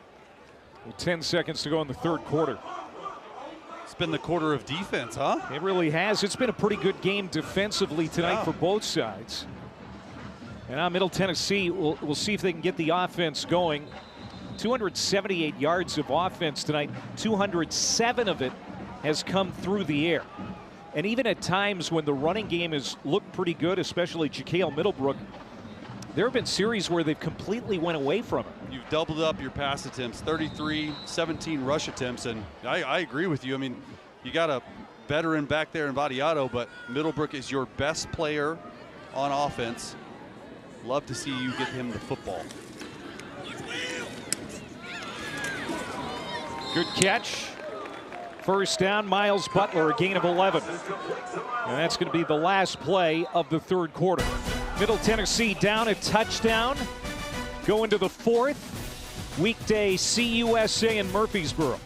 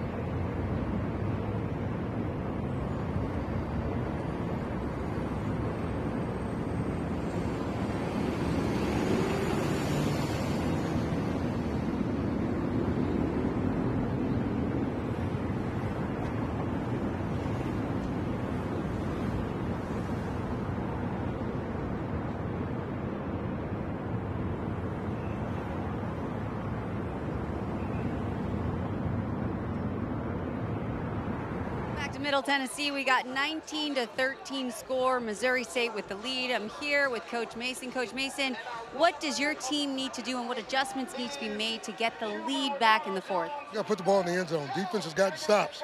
Okay, man, we've gotten good field position. Now what we got to do is score. And how do you do that?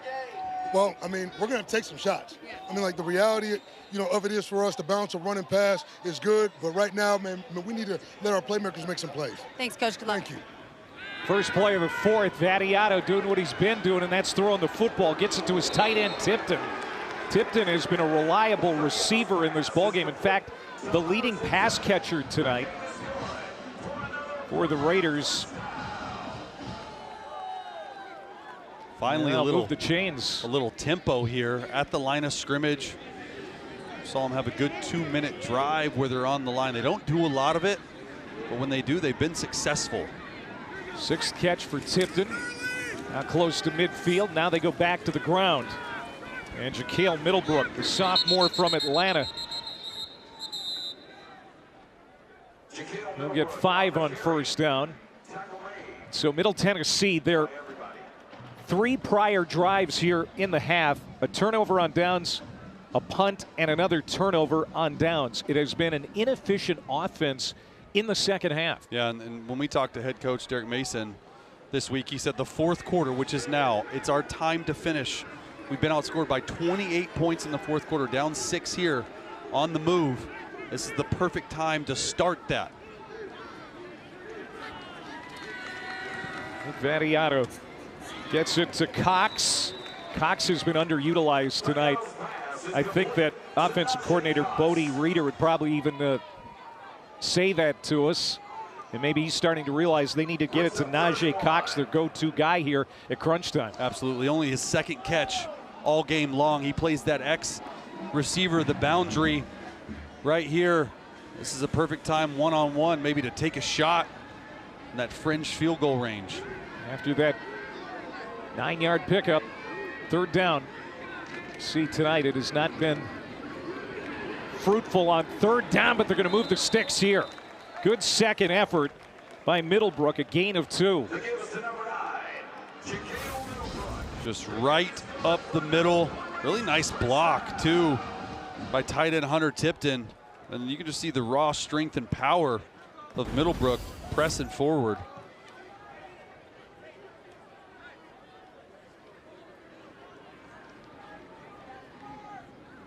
First down and 10.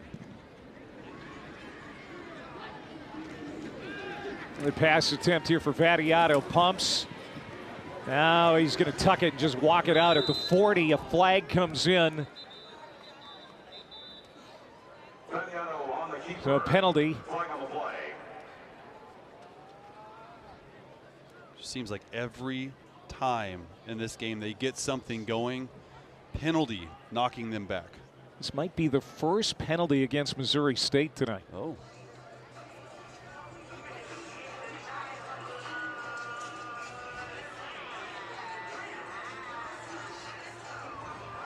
Unsportsmanlike conduct. Defense, number 99. 15-yard penalty and an automatic first down.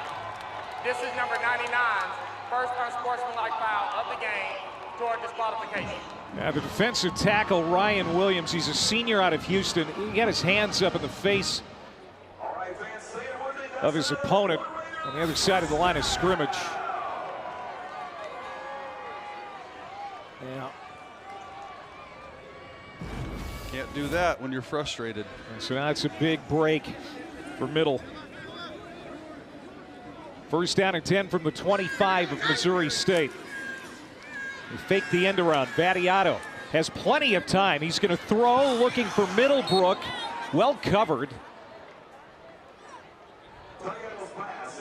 As Christian Ford had Middlebrook blanketed, and then he ran out of room along the sideline. It's a really nice play. You're going to take Middlebrook, go to up the sideline right here, get the eyes in the backfield of Cam Lacey, and then Christian Ford just stays man-to-man. They're trying to get him the football, and Middle Tennessee State has not yet been to the red zone yet.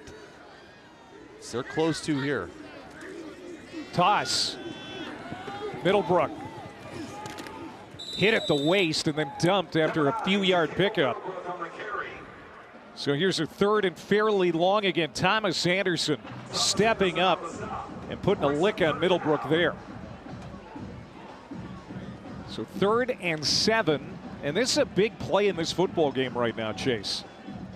Yeah, and if I'm Vadiato, I'm looking at either Middlebrook or I'm looking at Najee Cox right here, one-on-one with this corner. Underutilized, only 2 catches so far. He is their go-to guy. And a timeout, Missouri State. Try to catch him with too many men on the field. Nice timeout by head coach Ryan Beard. Ryan Beard was a star defensive back at Western Kentucky, was Bobby Petrino's defensive coordinator for 3 years before becoming head coach. His wife, Katie, of course, Bobby's daughter. His team right now leading by 6, but Middle Tennessee is on the march. Timeout, we're going to step aside.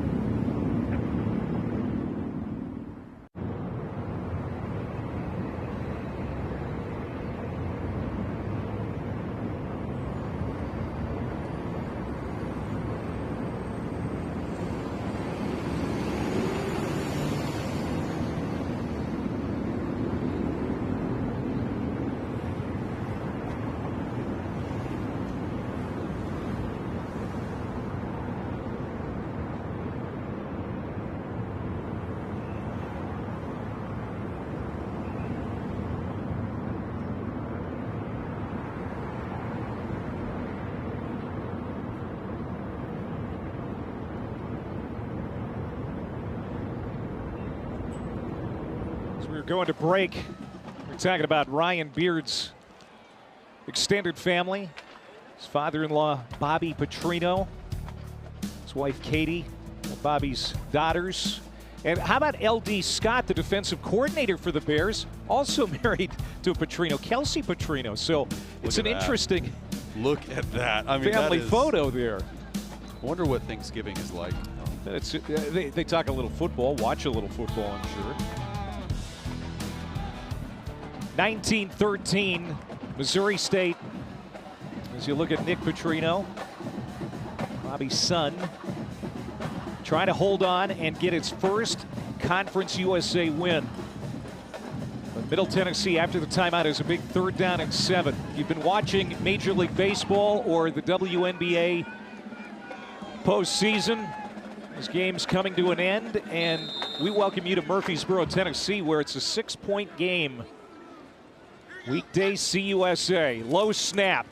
Nick Vattiato in trouble, and he's going to be sacked, but there are flags everywhere. It's like a face mask right there. Well, Vattiato is slow getting up, too.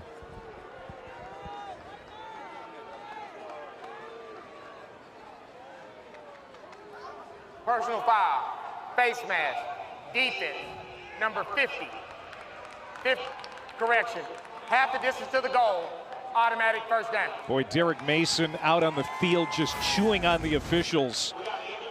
Did not like how Mitchell Toney came in and practically dehorned Nick Vattiato. Yeah, grabbing the face mask and turning. Oh, his left knee, though, is what I saw sort of buckle, and Derek Mason had to be held back. He was running out onto the field to protect his quarterback. Obviously, there was no bad intentions right there, but protecting your quarterback. Just a brutal penalty on 3rd down, too, to give him a new set of downs. Now it looks like Vattiato is going to be okay. Well, and then he gets stepped on to boot. Oh, man. Right in the groin. Mitchell Toney, big defensive end, leads Missouri State in sacks and tackles for loss. He's been terrific tonight for this defensive unit for Missouri State, but that's a penalty that sets Middle Tennessee up at the 11-yard line. Down just a touchdown, down just 6 because of a missed extra point by Obeid earlier in this game. Screen. Najee Cox, no real estate. Thomas Anderson there. That's going to be a loss of 2. 2nd down. And this has sort of been the Achilles heel, is the red zone. They're only scoring on 71% of the plays down here, or down of the time, and that's 125th in the FBS. A lot of penalties, a lot of turnovers. This is the most important drive of the game. Let's see if they can settle it with a touchdown. Veteran quarterback Nick Vattiato going against the true freshman quarterback Deuce Bailey tonight, making his first career start. Middlebrook, good run. Flag comes in. There was a seam up the middle, and now another flag as well.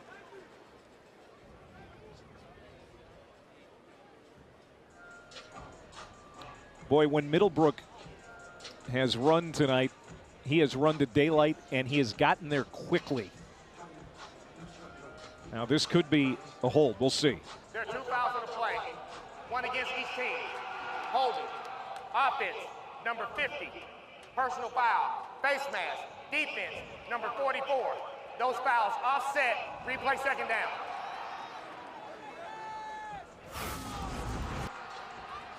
See, the hole is, and you're pretty much tackling the guy with your right hand. And then a face mask. Another face mask at the end grazes it. They're going to call that every single time.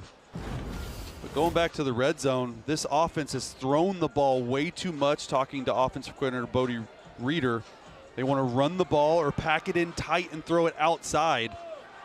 They like Hunter Tipton down here in these situations as well. 2nd and 12, slant to Cox. And he's going to be hit at the original line of scrimmage. Gets another yard beyond that. Pickup of 3. Jalen Brooks on the stop. So here's a 3rd down, arguably the biggest of the game for Middle Tennessee, and they have not been great on 3rd down tonight. Yeah, absolutely. You want to get this, obviously, but, you know, it's a 6-point game. A field goal cuts it to a field goal game. You got a leader back there, a lot of experience, a lot of starts. Just don't put the ball in harm's way, and there's their number 1 receiver, Isaiah Cox, the top of the screen. 11th play of the drive.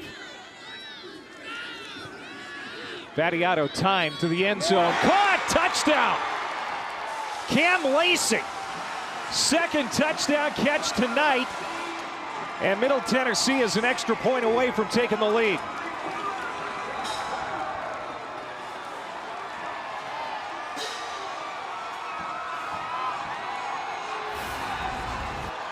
Nice work there. They double team Najee Cox. And Cam Lacey right in the middle of the field throws an absolute BB right at his head.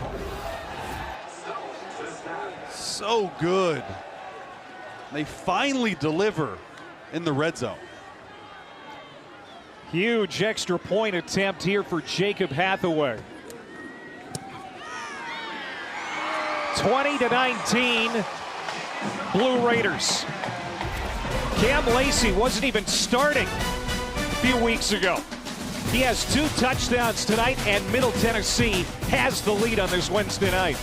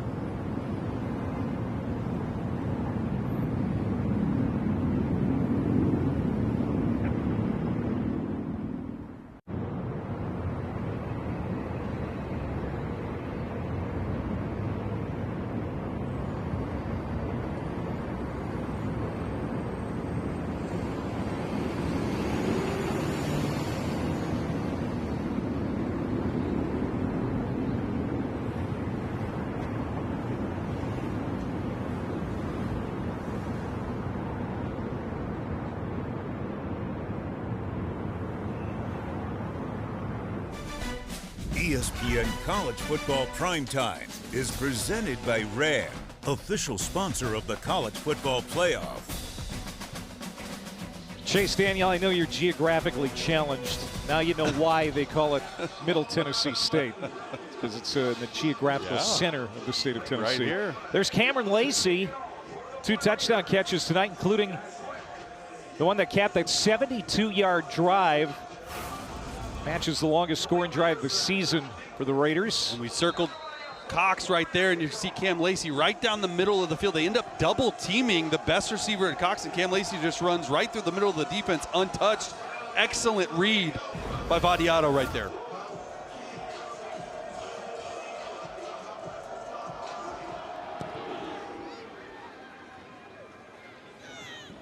Returnable from the 6-yard line. Dash loop. Good wiggle.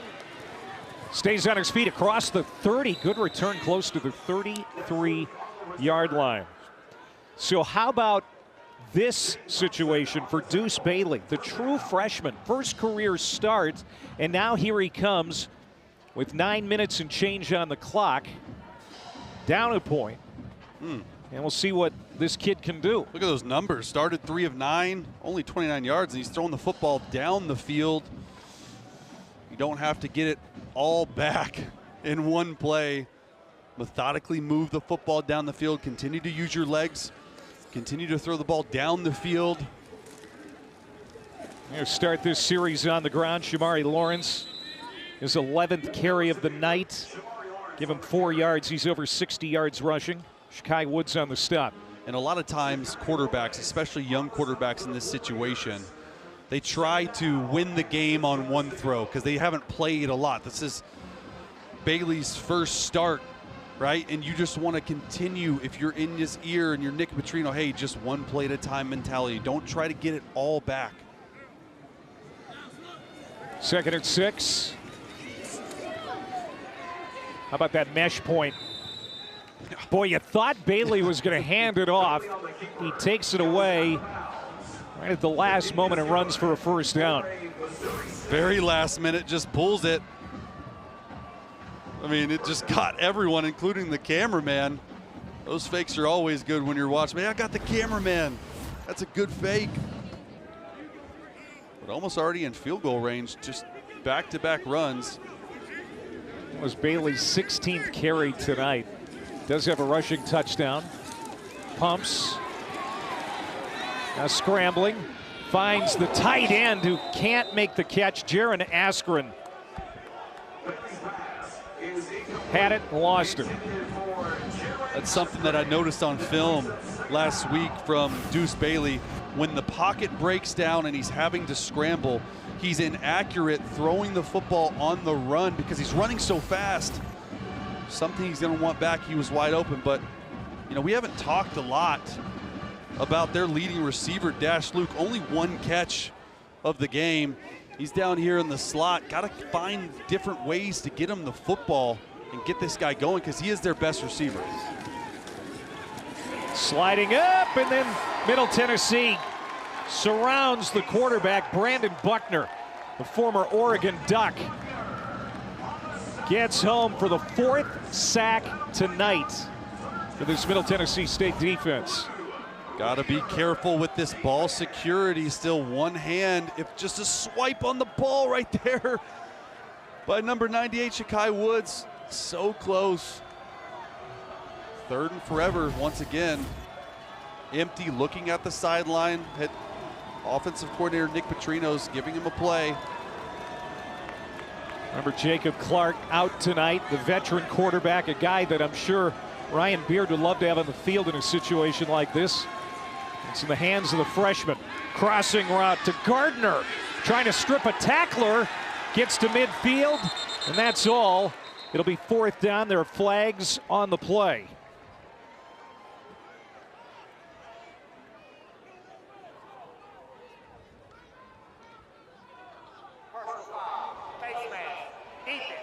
Number 58. The 15-yard penalty is added to the Wow. end of the run. Yeah. What a critical time for a face masking penalty. You stop them, and it's an actually really good open field tackle. And I mean, how many face masks have we seen in this last quarter? At least 3, and you just can't. That's a critical error right there by Corey Smith. You have him stopped. It's a great tackle on the true freshman Tristan Gardner. Already in field goal range. 6 penalties, 54 yards against the Blue Raiders tonight. So 1st down, caught. Nice move by Johnson. Inside the 15-yard line, ball is out. The Missouri State has it. It's recovered by Cash Hudson, the center, who was downfield on the play. Ronald Johnson, nice little move back inside.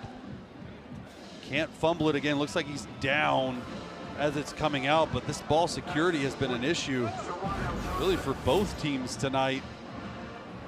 It's a gain of 20.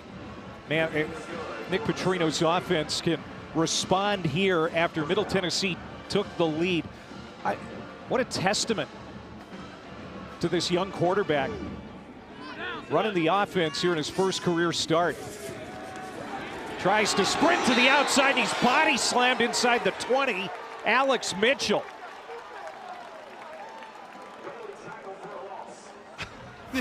You need the WWE promo for this. Just get suplexed into the ground. Ball comes loose there too once he hits the ground, but what a nice drive. John Cena would have liked that. Hey, there play. you go. Yeah. Now you see me, now you don't. So 2nd and 13. Deuce Bailey lobbing it to the end zone. Looking for Blackstrain. Incomplete. McDonald was there defending. So it's 3rd down. That was such a good throw and an even better play by McDonald, because James Blackstrain has this ball in his hands and he gets his left hand, McDonald, in to break it up. 3rd and forever. Okay, freshman, you have field goal. No mistakes. Don't run around, don't take a sack, you're close. Take some time off the clock. Defensive coordinator Brian Stewart looking for this Blue Raiders defense to stand tall here. 3rd down and 13. Not going to get the 1st down. Dash Luke. He'll get it to the 12-yard line, 4th down. And here comes the kicking unit. And it hasn't been a terrific night for Yusuf Obeid. Missed a field goal early from 48 yards and also missed an extra point, but he has settled in, making 2 field goals since. And this attempt will be from 29 to put Missouri State back in front.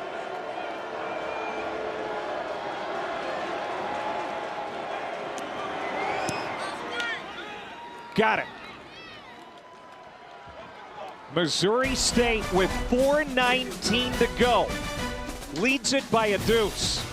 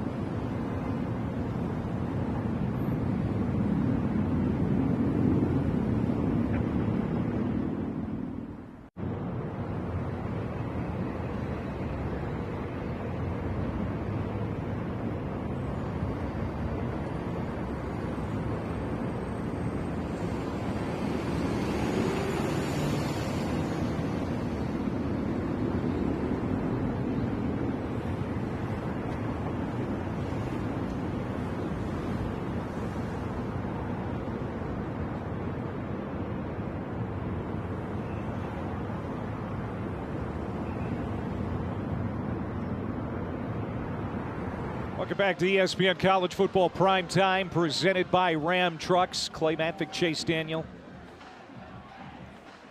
Victoria Arlen down on the sideline. How about that response by this Missouri State offense. 10 plays, 56 yards, and 4:45 to set up the 29-yard field goal for Obeid. Yeah, Deuce Bailey and offensive coordinator Nick Petrino talking through some things, but they've done a really good job of getting on the same page. Sometimes as a freshman quarterback playing your first start, you don't know what calls Nick Petrino is going to handle or anything like that, but I thought they've done a good job all game long. Saturday, SEC on ABC, college football triple header, and it's a dandy. Alabama, Missouri. Number 8 versus number 14 in Columbia. And then the Red River rivalry, Oklahoma and Texas. Sounds like John Mateer is going to try to give it a go at quarterback for the Sooners, Georgia and Auburn. And Gunnar Stockton, quarterback for Georgia. Starting to kind of round into form. Arch Manning, John Mateer, that's the game I'm looking at. Obviously the Missouri game. Arch Manning, we saw him a few weeks ago, and then takes a step back in the swamp. Yep. 4:19 to go. Battiato on target, out to the 45-yard line. That is a first down catch for Cam Lacey, who has 2 touchdowns tonight, a career high. Give him 19 on that play. Cam Lacey's quickly becoming Nick Battiato's go-to receiver, just a crossing route, and he's track speed fast. Like, he is super fast, just running away from defenders. Nice start to the drive.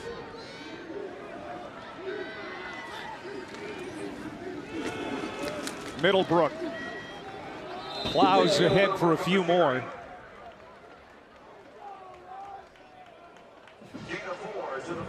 That's going to be a pickup of 4 yards, second down for Middle Tennessee. Remember, they have a weapon in Jacob Hathaway, an extremely good field goal kicker.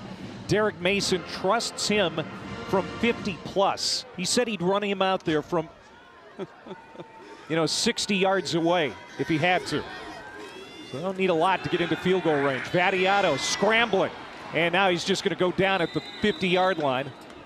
Give him a yard and a half.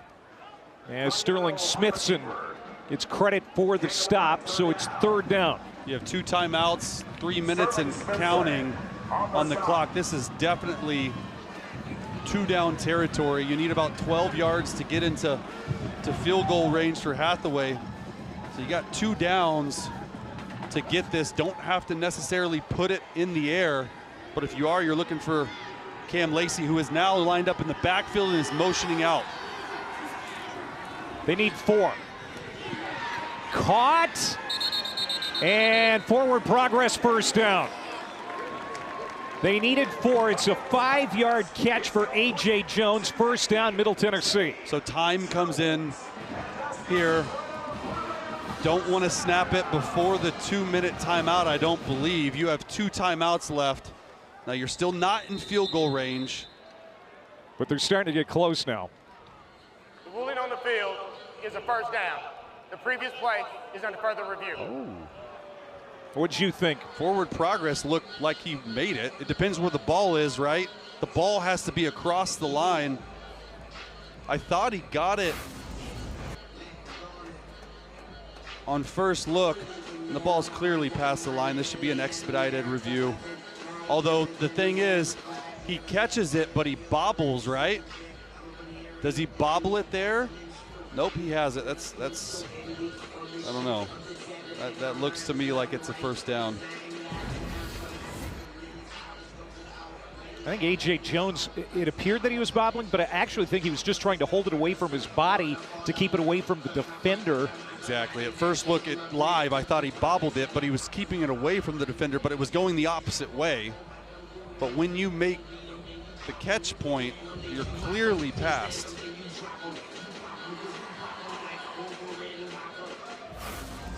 One more look.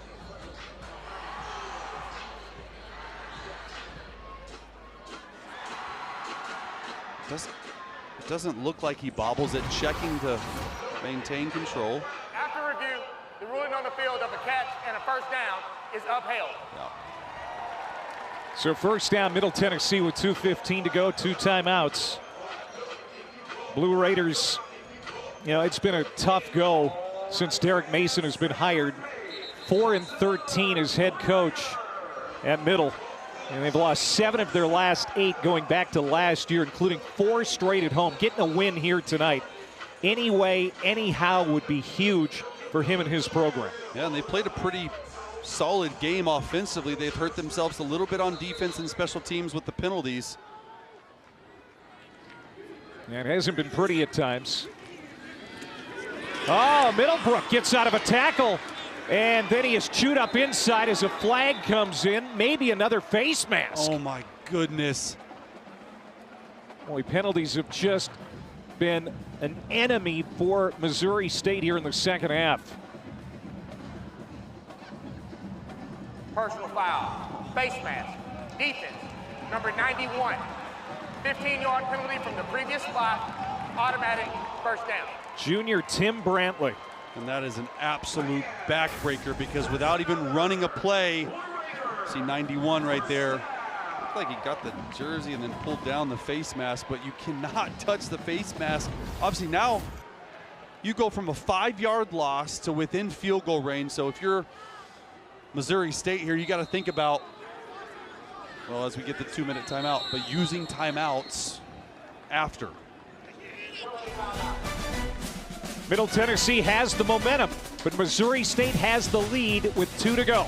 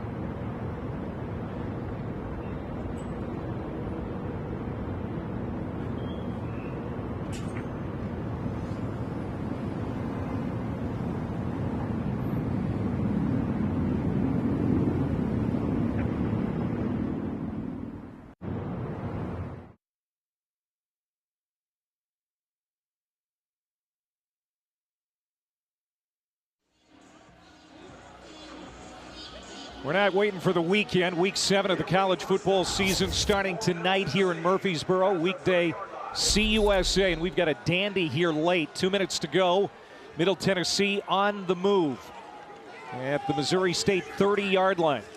Down 2. And that's going to be a loss of 1. Cooper Roy, the Sam linebacker, shooting in. And a timeout called for by the Bears. Really nice play off the edge. On the bottom of your screen, just comes in unblocked, and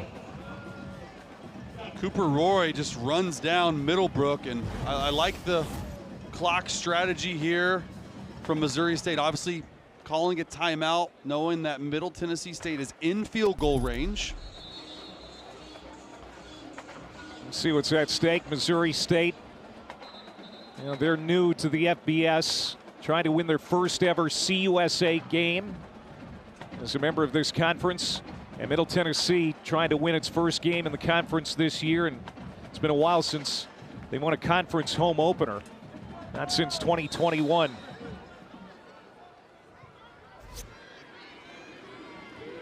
Second down and 11. Already inside a field goal range for Hathaway. Middlebrook. He's hit behind the line again, and this time it's Kanye Young. Maybe got back to the line of scrimmage. Third down. Haven't called his name at all. He's a leading tackler. Kanye Young comes right through the middle of the offense. Nice stop. They're making this field goal as hard as possible. Obviously going to keep this ball on the ground if you're Middle Tennessee State. And then you're going to kick it with about 1:05 or so left. So Missouri State will have the chance to get the football back if the field goal is good. But they're going to be out of timeouts. That was the last one spent. That's what I'm saying. With the play Ryan clock Beard. at 40, Yep. they're going to kick the field goal about 1:05. And then Missouri State, no timeouts. See what happens. We told the story of Hathaway earlier. Jacob Hathaway, he's an intriguing young man from Wales. First year of college football. Former soccer player, has a chance possibly to be a hero tonight. This is third down.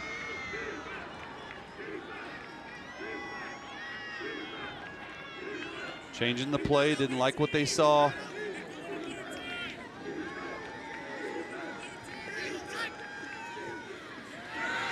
Vattiato to the tight end, Tipton. And he is cut down at the line, no gain. Dylan Dixon, the nickelback, on the stop. And so now it's fourth down. I am seriously surprised that they ended up throwing the football. A batted pass, an errant throw, completely stops the clock. But they look like they're going to take it all the way down to about 1:03. Call a timeout and kick it, exactly what I was talking about earlier. So comes down to the leg of Jacob Hathaway from Wales. Looks pretty calm. I don't know if I'd be as calm lining up for a game-winning kick. And Middle Tennessee uses a timeout. Hathaway tonight is hit from 45 and 41. And this time he is going to be kicking into the north end zone. There is a little bit of wind coming into his face, but I mean, he has been solid tonight. He has been solid all season. This will be well within his range. Now the first kick of the night going into this end zone. The pitching wedge, right? Yeah, it was like a 9-iron. Barely gets through. Kind of popped it up, but it did go through. I will say the wind has died down looking at the flags. So early in the game there was a little bit of wind.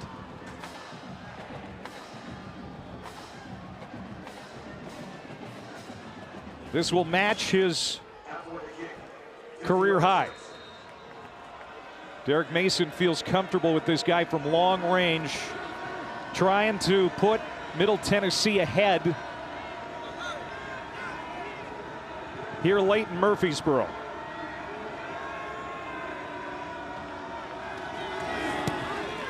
The kick on the way, and it is no good.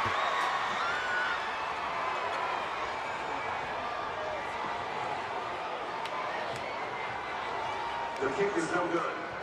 And Missouri State's going to get the football with a chance to run out the clock. And the operation was clean. the hold and the snap, but it looks like after, watch Jacob Hathaway go down, acts like he's getting hit.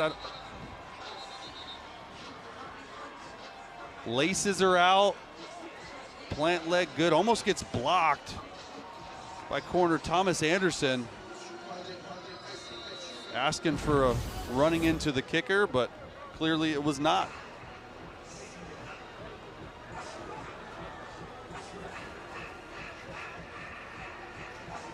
Ryan Beard and the Bears, Missouri State, first year in Conference USA.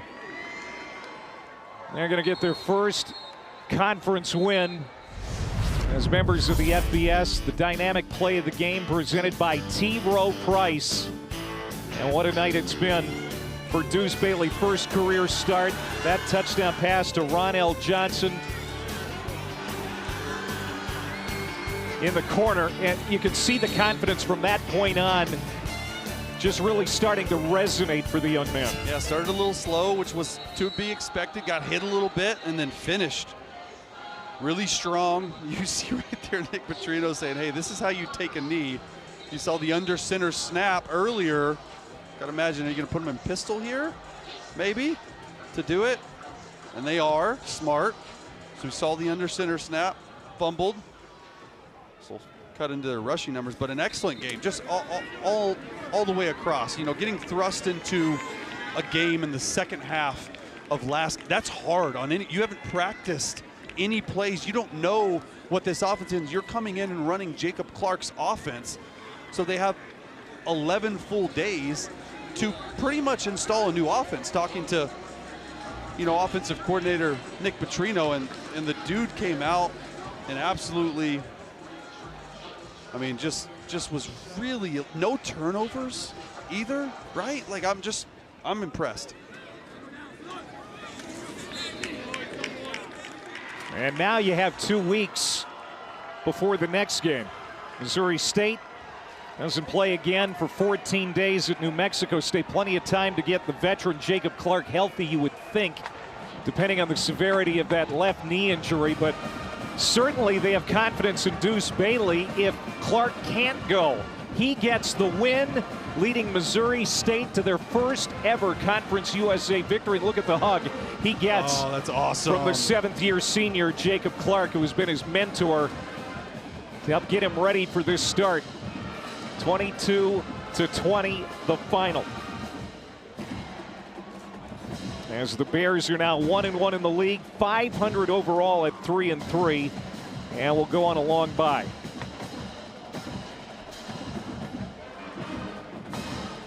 And Hathaway, what a story he's been. Kicker had a chance to be the hero in his first year playing American football, but he hooked it. And Middle Tennessee has now lost 5 straight at home, going back to last year. Let's go down to Victoria. All right, Coach. Deuce Bailey, first career start, huge win. How impressed were you by your young freshman quarterback? I love the kid. I've loved him since he was a youngster. We grew up kind of in the same area. I've had my eye on him for a long time, and that right there is why. He's got resolve. He understands what it takes to win, and he got it done. Now, speaking of getting it done, all right, you talked about settling him down and getting the offense as well. How were you able to do that and get the win? Yeah, I think we just had to simplify it for him a little bit. And as you could tell, not a clean game. We did everything we could to give it away. But, again, as a team, we talked all week. Just go get a win. Well, you got the win, the first win for Conference USA. How does it feel? That's right. It's a great time to be a Bear. Nowhere but up for here. All right, you heard it from the best. Congratulations, Coach. Thank you. Go Bears. All right, Victoria, thank you very much. How about it? Weekday CUSA is back. What a great way to start Week 7 here in college football. 22-20, Missouri State winners on the road here tonight in Murfreesboro. For Chase Daniel and Victoria Arlen and our entire ESPN crew, I'm Clay Matvick. We hope you enjoyed it. 22-20 the final. So long for Middle Tennessee.